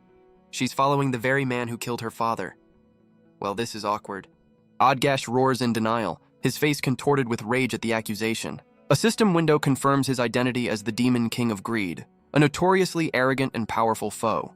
Calione's mind flashes back, recalling the man she respected above all others. She remembers her father, Kaimars, and the warmth in his gaze. His presence brought her peace and gave their people a reason to believe. He was a source of immense pride, a true leader among the demon folk. For the young Calione, her father was the very definition of happiness. But that idyllic memory shatters, replaced by a vision of blood and defeat. She relives the moment her father was brutally murdered by his rivals. A young Calione is silenced as the usurpers declare themselves the new rulers. She's dragged away from the carnage, helpless to stop the coup. Talk about a hostile takeover. But the man holding her claims to share her grief, positioning himself as a loyal friend. He sheds a single tear, telling the young girl they must endure for now. He promises that one day he will help her achieve her revenge, and that, of course, is the story he told her. Back in the present, Calione explodes with rage, threatening to tear Han Jae-woo apart for his lies. Han Jae-woo calmly picks up a glowing orb, remarking on how deeply she's been deceived. He offers her a chance to see the truth, holding up a swirling sphere of memories. But she crushes the orb under her heel, refusing to even look at his proof. The Ice Queen's loyalty to the man who raised her is absolute. Meanwhile, Odgash laughs maniacally, finding the whole situation strangely romantic. He completely ignores the drama, instead addressing the demon dragon with a twisted declaration of love. The demon dragon points an accusatory claw, roaring that Odgash is Kaimars's true killer. Odgash scoffs at the idea, blaming two other demons for the former king's death. But Schwartz Teufel sees through the lie, calling them all traitors to their core. The demon king feigns annoyance at her persistence, his patience wearing thin. But then a wicked smile spreads across his face as he admits she's right. The dragon's eyes narrow, sensing the confession she's been waiting for. Odgash's facade shatters as he erupts with manic laughter, proudly taking credit for the murder. He boasts that he orchestrated the entire coup by revealing Kaimar's greatest weakness. Talk about a team player. Calione can only stare in horror, her entire world crumbling around her. Her sword slips from her numb fingers, crashing to the ground with a deafening clang. Calione refuses to believe it, recalling how Odgash was like a sworn brother to her father. But Han Jae-woo sees her doubt, knowing his psychological attack is working perfectly. The scene flashes back, showing Han Jae-woo laying out his strategy for the demon dragon. He asks about a magic projector, a key component of his audacious scheme. With a confident grin, he orders them to broadcast the entire confrontation. His goal was simple: expose the truth by forcing a public confession from Odgash himself. The demon dragon is stunned by the plan's simplicity, but Han Jae-woo is certain it will work. And now, back in the present, the Ice Queen's composure completely shatters. Han Jae-woo congratulates his new ally. The first phase of his plan is a resounding success. He glances at the memory orb, promising to handle the rest of this little family drama himself. Tears stream down Calione's face as she asks if her entire life has been an act. She remembers a time when they were a family, a happy memory now tainted by betrayal. Meanwhile, one of Han Jae-woo's subordinates reports that the cleanup is complete. The cheerful soldier stands before a line of captured demons. Guess HR is having a busy night. Han Jae-woo looks down at the broken knight, his expression cold and calculating. He remarks on her 50 years of loyal service to the very man she should have been fighting. The weight of this truth is too much to bear, and the Ice Queen finally shatters. Han Jae-woo watches her breakdown, his plan unfolding exactly as he envisioned. He breaks the silence, asking if she intends to stay on the ground forever. And then he offers her the one thing he knows she can't refuse, a chance for revenge. He offers to teach her the very technique her father once used to rule. A single tear falls as she admits it's been years since she heard that name. It's a legendary spell, drawing power from the cosmos to wound even an archdemon. She demands to know how he could possess such a well-kept family secret. In his mind, he recalls studying the game's strategy guide cover to cover. He knows not only its immense power, but also its one fatal weakness. But for now, he decides a more believable story is in order. He claims to have read the ancient chronicles of the 7 Demon Wars. He explains that her father's legendary right was detailed within its pages. Guess the library card paid off. His story works, and as she accepts his explanation, he celebrates his successful bluff. But Calione dismisses his help, claiming the ancient right is useless against an immortal foe. She recalls how Odgash once survived her father's ultimate attack, proving his resilience. She questions her own strength, but Han Jae-woo insists she's completely mistaken. He steps forward, commanding her full attention for the lesson he's about to give. He reveals her demonic retinue has already been neutralized by his own vampire army.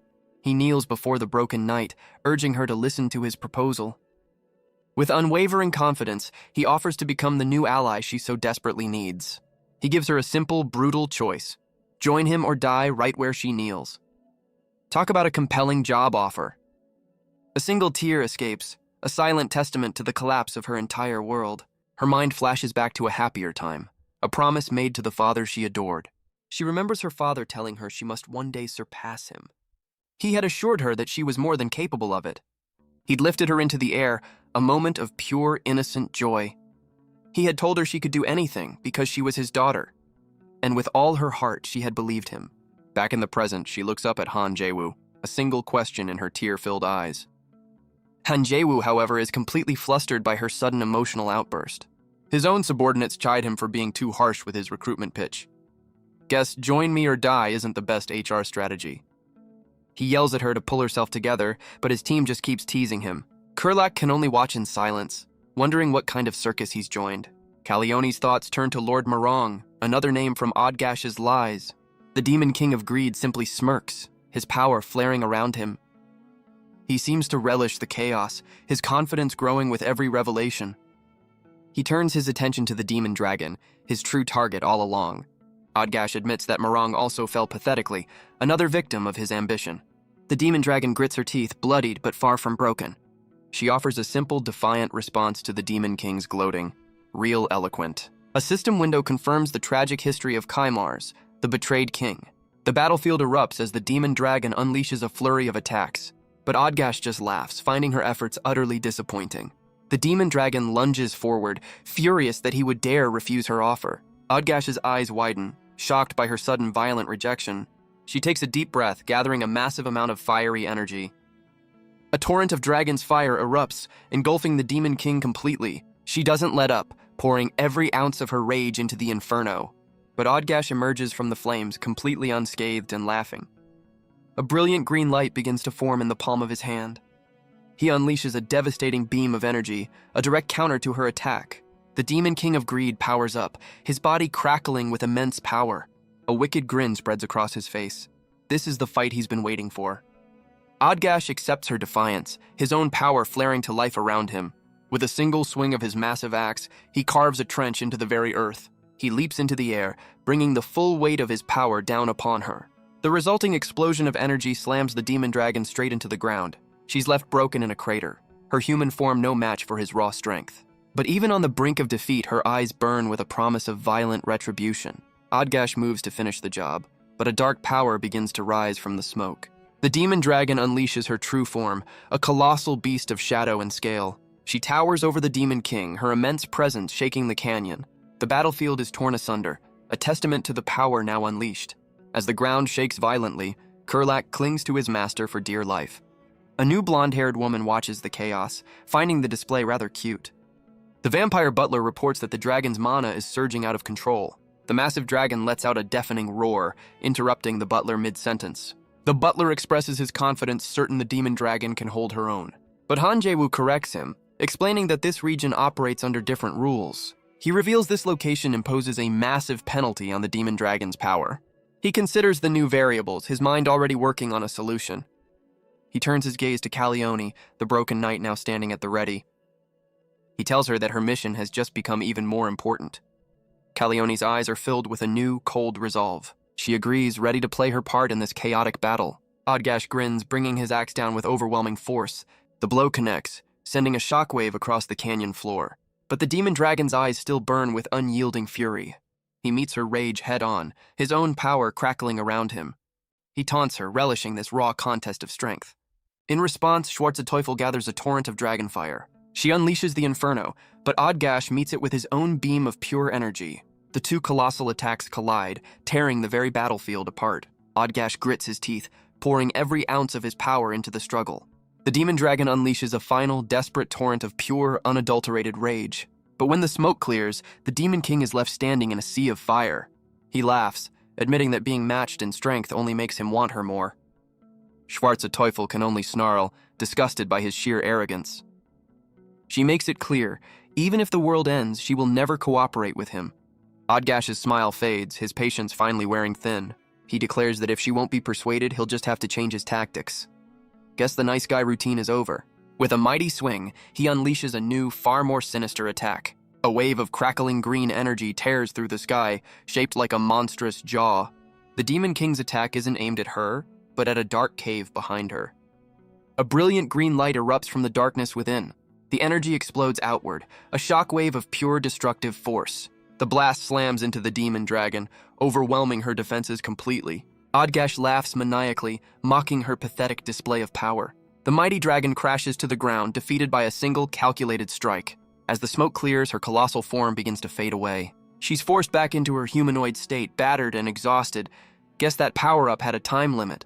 A massive pillar slams into the ground, sealing her fate. Odgash smirks, realizing this place is the very source of her weakness. He admits he doesn't know what the cave is, only that it's her weakness. The demon dragon lies on the ground, battered but still defiant. She grits her teeth, a low growl escaping her lips. With her last bit of strength, she offers a final vulgar gesture, classy to the very end. Odgash just laughs, impressed by her spirit even in defeat. He raises his axe high, promising to cleave her in two. The demon dragon closes her eyes, believing her role has finally come to an end. But a flash of blue light intercepts the blow, a new challenger arriving. Han Jae-woo smirks from the sidelines. It's finally his turn to play. A wave of dark energy erupts, signaling the start of the real fight. The demon dragon can only stare, speechless at her last-second rescue, but her defiance returns as she calls her rescuer a brat for his tardiness. Han Jae-woo stands ready, calmly accepting her less-than-grateful welcome. His vampire butler, however, can't resist mocking the dragon's sorry state. She turns away in a huff, clearly not amused by the peanut gallery. But their bickering is cut short by a chilling reminder from the Demon King. Odgash glares at the human, demanding to know what he's done with Calione. Han Jae-woo just offers a smug smile, playing dumb about the Ice Queen's whereabouts. He takes a deep breath, preparing to make a grand theatrical announcement, and with a mighty roar, he calls out the name of their new unexpected ally. A brilliant star of power ignites in the sky as Calione invokes her father's name. Odgash can only watch as her immense power washes over the battlefield. She descends from the heavens, wreathed in the light of a forgotten magic. Her glowing eyes fix on the Demon King, demanding he answer for his crimes. Odgash's confusion gives way to a tense, unreadable expression. A system window confirms her turn. The loyal commander now seeks vengeance. But Odgash erupts in laughter, praising her for mastering her father's legendary right. He orders her to kill Han Jae-woo, completely misreading the room. Talk about a bad manager. Han Jae-woo scoffs, taunting the Demon King for his utter cluelessness. He points an accusatory finger, declaring Odgash is the true target of her rage. Odgash laughs off the accusation, calling the human's words complete nonsense. He tries to save face, claiming he and Kaimars were the closest of friends. He insists he would never betray the man he considered a brother. But the broadcast replays his earlier confession, exposing him as the traitor. Han Jae-woo can only grin, his trap having sprung perfectly. The Demon King's denial shatters into a fit of manic, furious laughter. He finally realizes he's been played, his own words used against him. Han Jae-woo urges the demon dragon to restrain him before he completely loses it. She answers the call, unleashing dark tendrils to bind the enraged king. As the trap closes, Calione prepares to deliver the final vengeful blow. Guess family reunions are off the table. Odgash just smirks, his eyes glowing with arrogant, unshakable power. But Calione is ready, her great sword crackling with vengeful energy. The ancient rite ignites the sky, a seal of judgment hanging over the Demon King. With a furious roar, she screams his name, channeling 50 years of lies into one strike. A pillar of divine light descends, a torrent of pure, concentrated power. It slams into Odgash, engulfing him in a blinding, holy inferno. The Demon King's arrogance shatters as he's torn apart by the celestial blast. The explosion rips through the canyon, a testament to a daughter's rage. Calione stands in the aftermath, her sword planted firmly in the scorched earth. She stares at the smoldering crater, at the broken form of the man who betrayed her father. Looks like revenge is a dish best served extra crispy. Odgash lies broken in the crater, his eyes rolled back as he whispers that it's finally over. Calione's mind flashes back to a happier time, a memory of her father's loving embrace. Tears of grief and relief stream down her face. 50 years of pain have finally been avenged. But a sinister green energy erupts from the crater, and a voice praises her excellent attack. Odgash rises from the dust, a wicked grin on his face, his eyes glowing with renewed power. Calione can only stare in horror, her ultimate attack having failed to finish the job. But Han Jae-woo intervenes, his arm wreathed in dark energy as he lands a decisive blow. Enraged by the human fly, Odgash unleashes a torrent of crackling green power. Guess he's not a fan of party crashers. The Demon King glares at the festering black wound left on his shoulder. He grits his teeth in shock, realizing his legendary regeneration has completely failed. A new lesson from the Guardian of Humanity's playbook is about to begin. Han Jae-woo reveals his trump card, a severed piece of the Demon King himself. He grips the armored limb, a grotesque weapon for an impossible fight. With a final, brutal strike, he drives the limb straight into Odgash's skull. He reveals the ultimate rule: to kill an immortal, you must use a part of them. The Demon King is blasted away, his own power turned into a fatal curse. And just like that, a system window confirms the impossible. Odgash has been defeated. The loot drops are legendary, including the Demon King's corpse. Talk about a souvenir. His summon undead skill levels up, upgrading his vampires to powerful daywalkers. To top it all off, he acquires a new S-rank skill: Endless Vitality. The system keeps the rewards coming, granting him the S-rank skill Black Lightning. Another S-rank ability is added to his arsenal, Opera Nova. And to top it off, he acquires the SS rank skill, Ghostly Steps. The system bestows upon him the title of Hero. Guess mass manipulation and psychological warfare count as heroic deeds now. As the dust settles, the canyon bears the scars of their cataclysmic battle. The demon dragon's hand glows with fading power, her energy nearly spent. She stands over a captured elf, declaring her fight is over. But her strength fails, and she falls, defiantly telling the elf to let her comrades die. The elf-like woman looks down, her expression a mask of cold contemplation. Han Jae-woo turns to leave with his victorious crew, calling back to the last remaining player on the field. The elf-like woman watches him go, her expression shifting from surprise to deep thought. A soft, knowing smile spreads across her face as she comes to a decision. She realizes that in this chaotic group, she may have finally found her place. The scene shifts to a memory of a young Valpurgis crying over a cup of bitter medicine. Her father gently insists she drink it all, despite her complaints. He reminds her that the hero, Lord Valor, and his party risked their lives to get it. She bargains with him, asking for a wish if she can finish the entire cup. But the memory darkens as her father panics, asking if a certain deal has been handled. Lord Valor, Han Jae-woo's past self, silences the man with a firm hand. Guess hero is a flexible term. He suggests they discuss their business away from the child's innocent ears.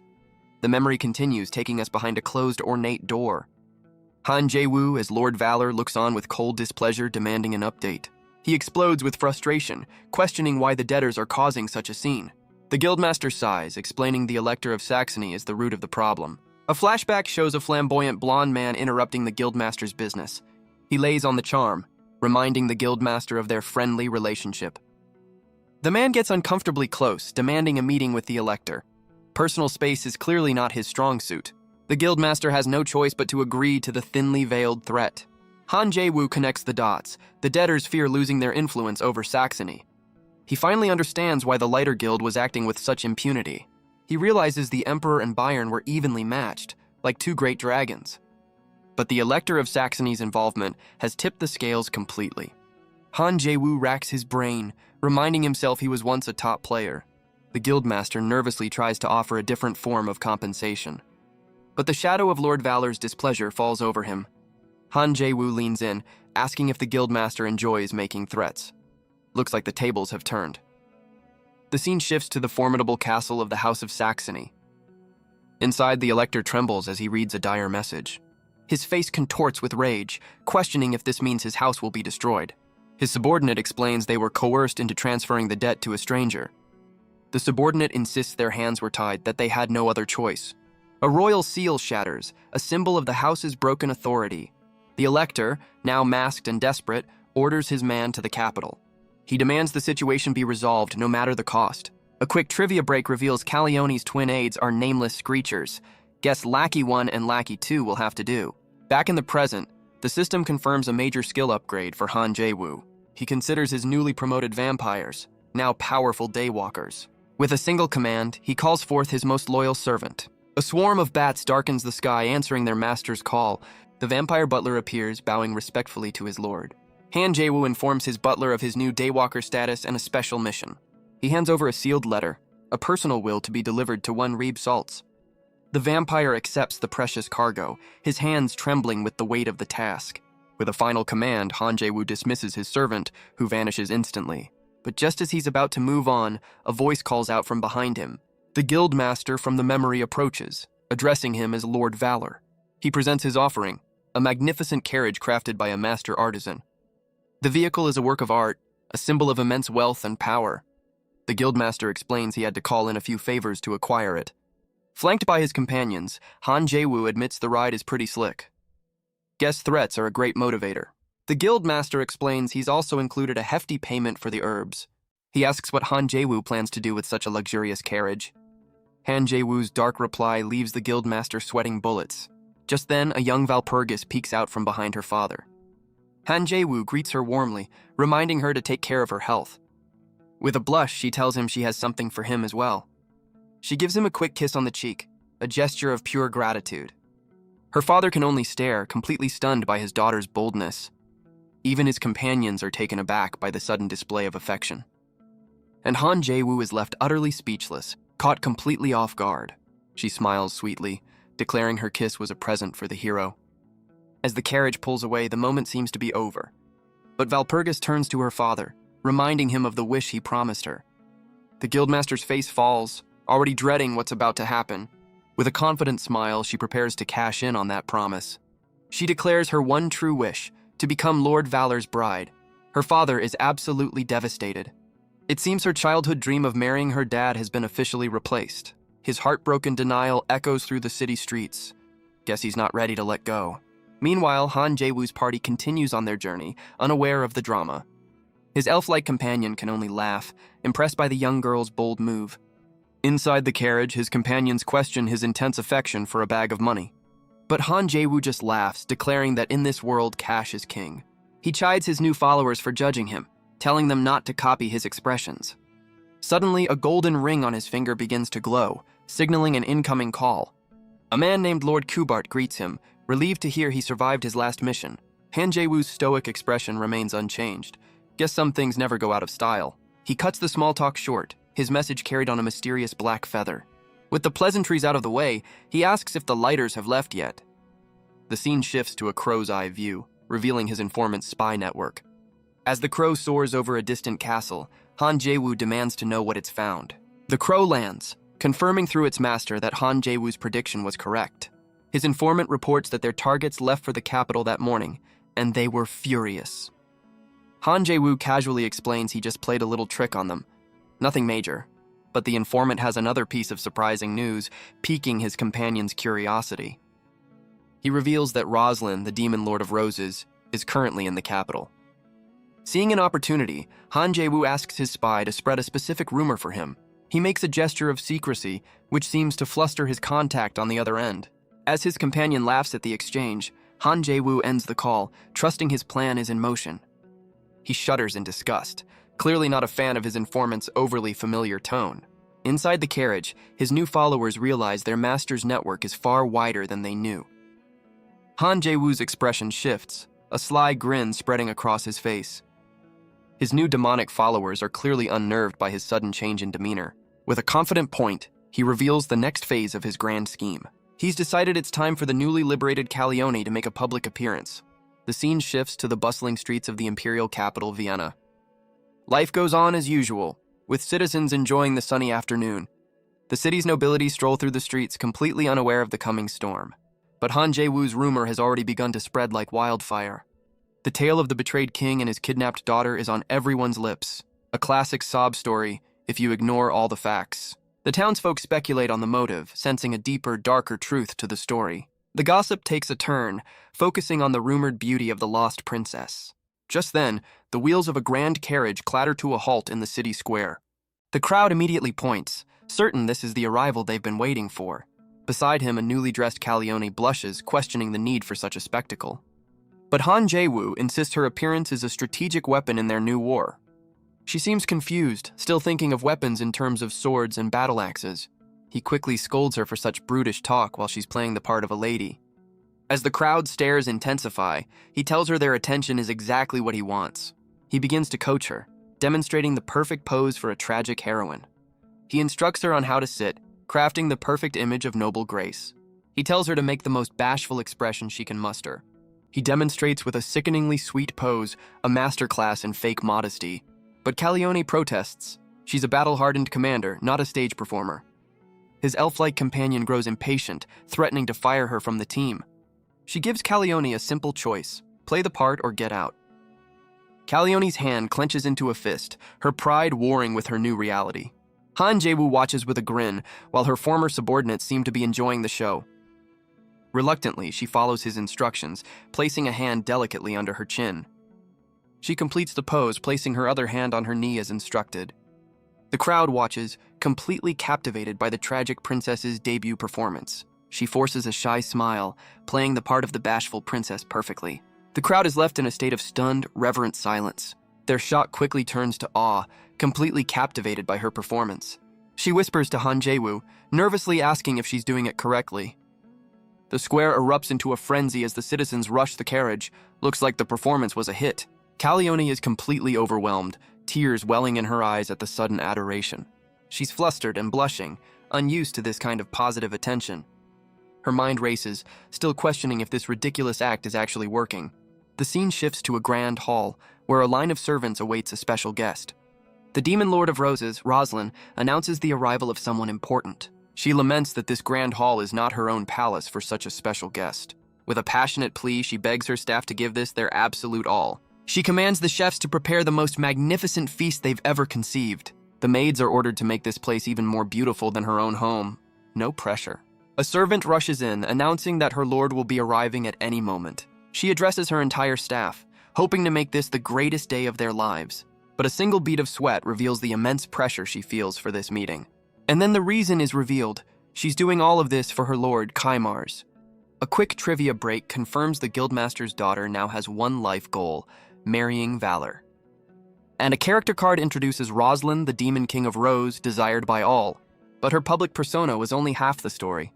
With eloquent speech and cunning diplomacy, she was a true political powerhouse. Her brilliant management skills transformed her nation into a force to be reckoned with.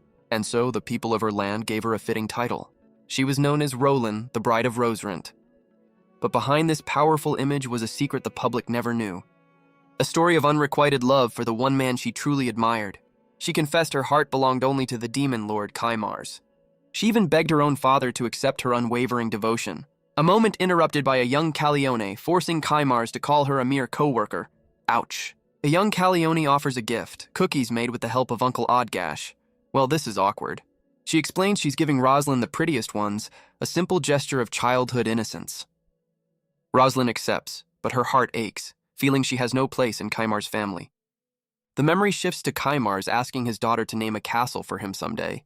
The young Calione ponders the great responsibility with a thoughtful expression. Rosalind, moved by the moment, suggests the name Rose Palace in Calione's honor. A soft smile graces her lips, a treasured memory of a simpler time. The moment fades away like scattered rose petals on the wind.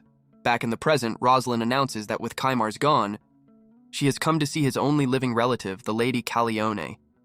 Rosalind's gaze is steady, a picture of grace and quiet power.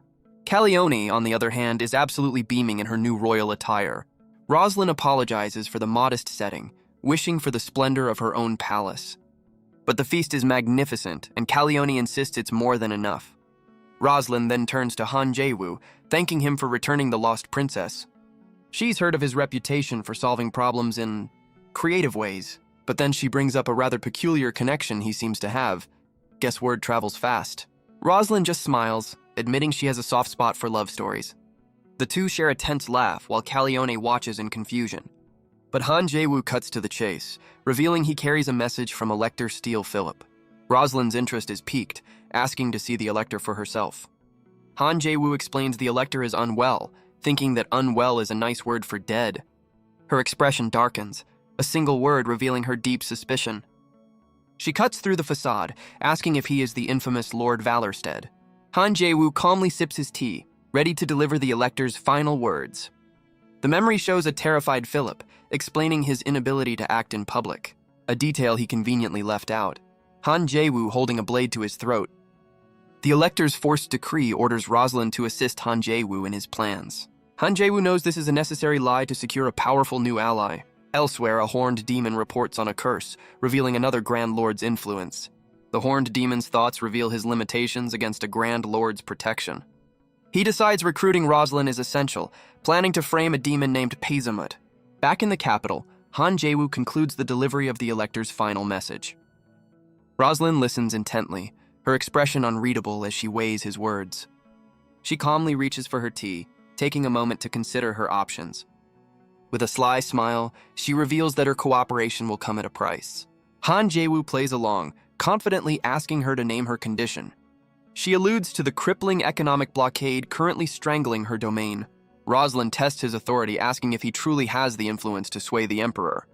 With a confident grin, Han Jae-woo assures her it's already as good as done. With a wicked grin, Han Jae-woo reveals that the table has already been set. The scene shifts to the magnificent imperial palace in the capital city of Veen. Inside, a desperate nobleman pleads with the Emperor, reminding him of his promise to help. The Emperor offers a half-hearted apology, his tone anything but sincere. Emperor Franz IV explains that his heart softened after hearing their story, a likely tale. The nobleman kneels at the foot of the throne, arguing that proper procedure must be followed. But a bead of sweat betrays his growing fear that his pleas are falling on deaf ears. The Emperor gestures to several sacks overflowing with gold and jewels beside his throne. The nobleman can only stare in stunned silence, the implication hitting him like a physical blow. With a smug look, the Emperor admits he couldn't refuse such a generous tribute. Guess every man has his price. A flashback shows the desperate elector ordering his man to the capital. He commands his subordinate to fix the situation by any means necessary. The nobleman can only curse his enemies, his face twisted with rage. Just then, a guard announces the arrival of the man himself, Lord Valor. The grand doors swing open as a figure steps into the throne room. Han Jae-woo offers a polite greeting, honored to be in the emperor's presence. He introduces himself as Valorstead Valor, looking down on his defeated rival. The emperor welcomes him, telling him to ignore the man on the floor. The nobleman fumes as he's dismissed as nothing more than a piece of furniture. Ouch! But Han Jae-woo requests a private audience, and the emperor casually agrees. The guards seize the nobleman, who struggles against their iron grip. He's dragged away, screaming about his house's long history of loyalty. His face is a mask of pure desperation as his world crumbles around him. Han Jae-woo offers a cheerful wave, as if saying goodbye to an old friend. He watches the man's pathetic exit with a completely untroubled smile. A smug grin reveals just how much he's enjoying his rival's downfall. The nobleman looks back, his expression a mix of shock and utter horror. Han Jae-woo's thoughts are simple and dismissive. The man was a fool. Guess politics is a rough business. The scene shifts to a dark fortress crackling with sinister energy, Odgash's castle. A group of battle-hardened demons stands ready, a number 10 glowing above them. A blonde-haired demon leader grits her teeth, her patience clearly worn thin. She curses her pig-headed father for his stubbornness. She stomps her foot, blaming all of this on the wretched Calione. Green lightning crackles around her as she seethes with rage. Just then, a nervous green subordinate rushes in with urgent news. She explodes in a fit of rage, demanding he spit it out. The servant reveals the emperor has just issued an economic blockade on their region. Her eyes narrow, the news hitting her like a physical blow. She stands in stunned silence, her entire army waiting for her command. Looks like it's a bad day to be in management.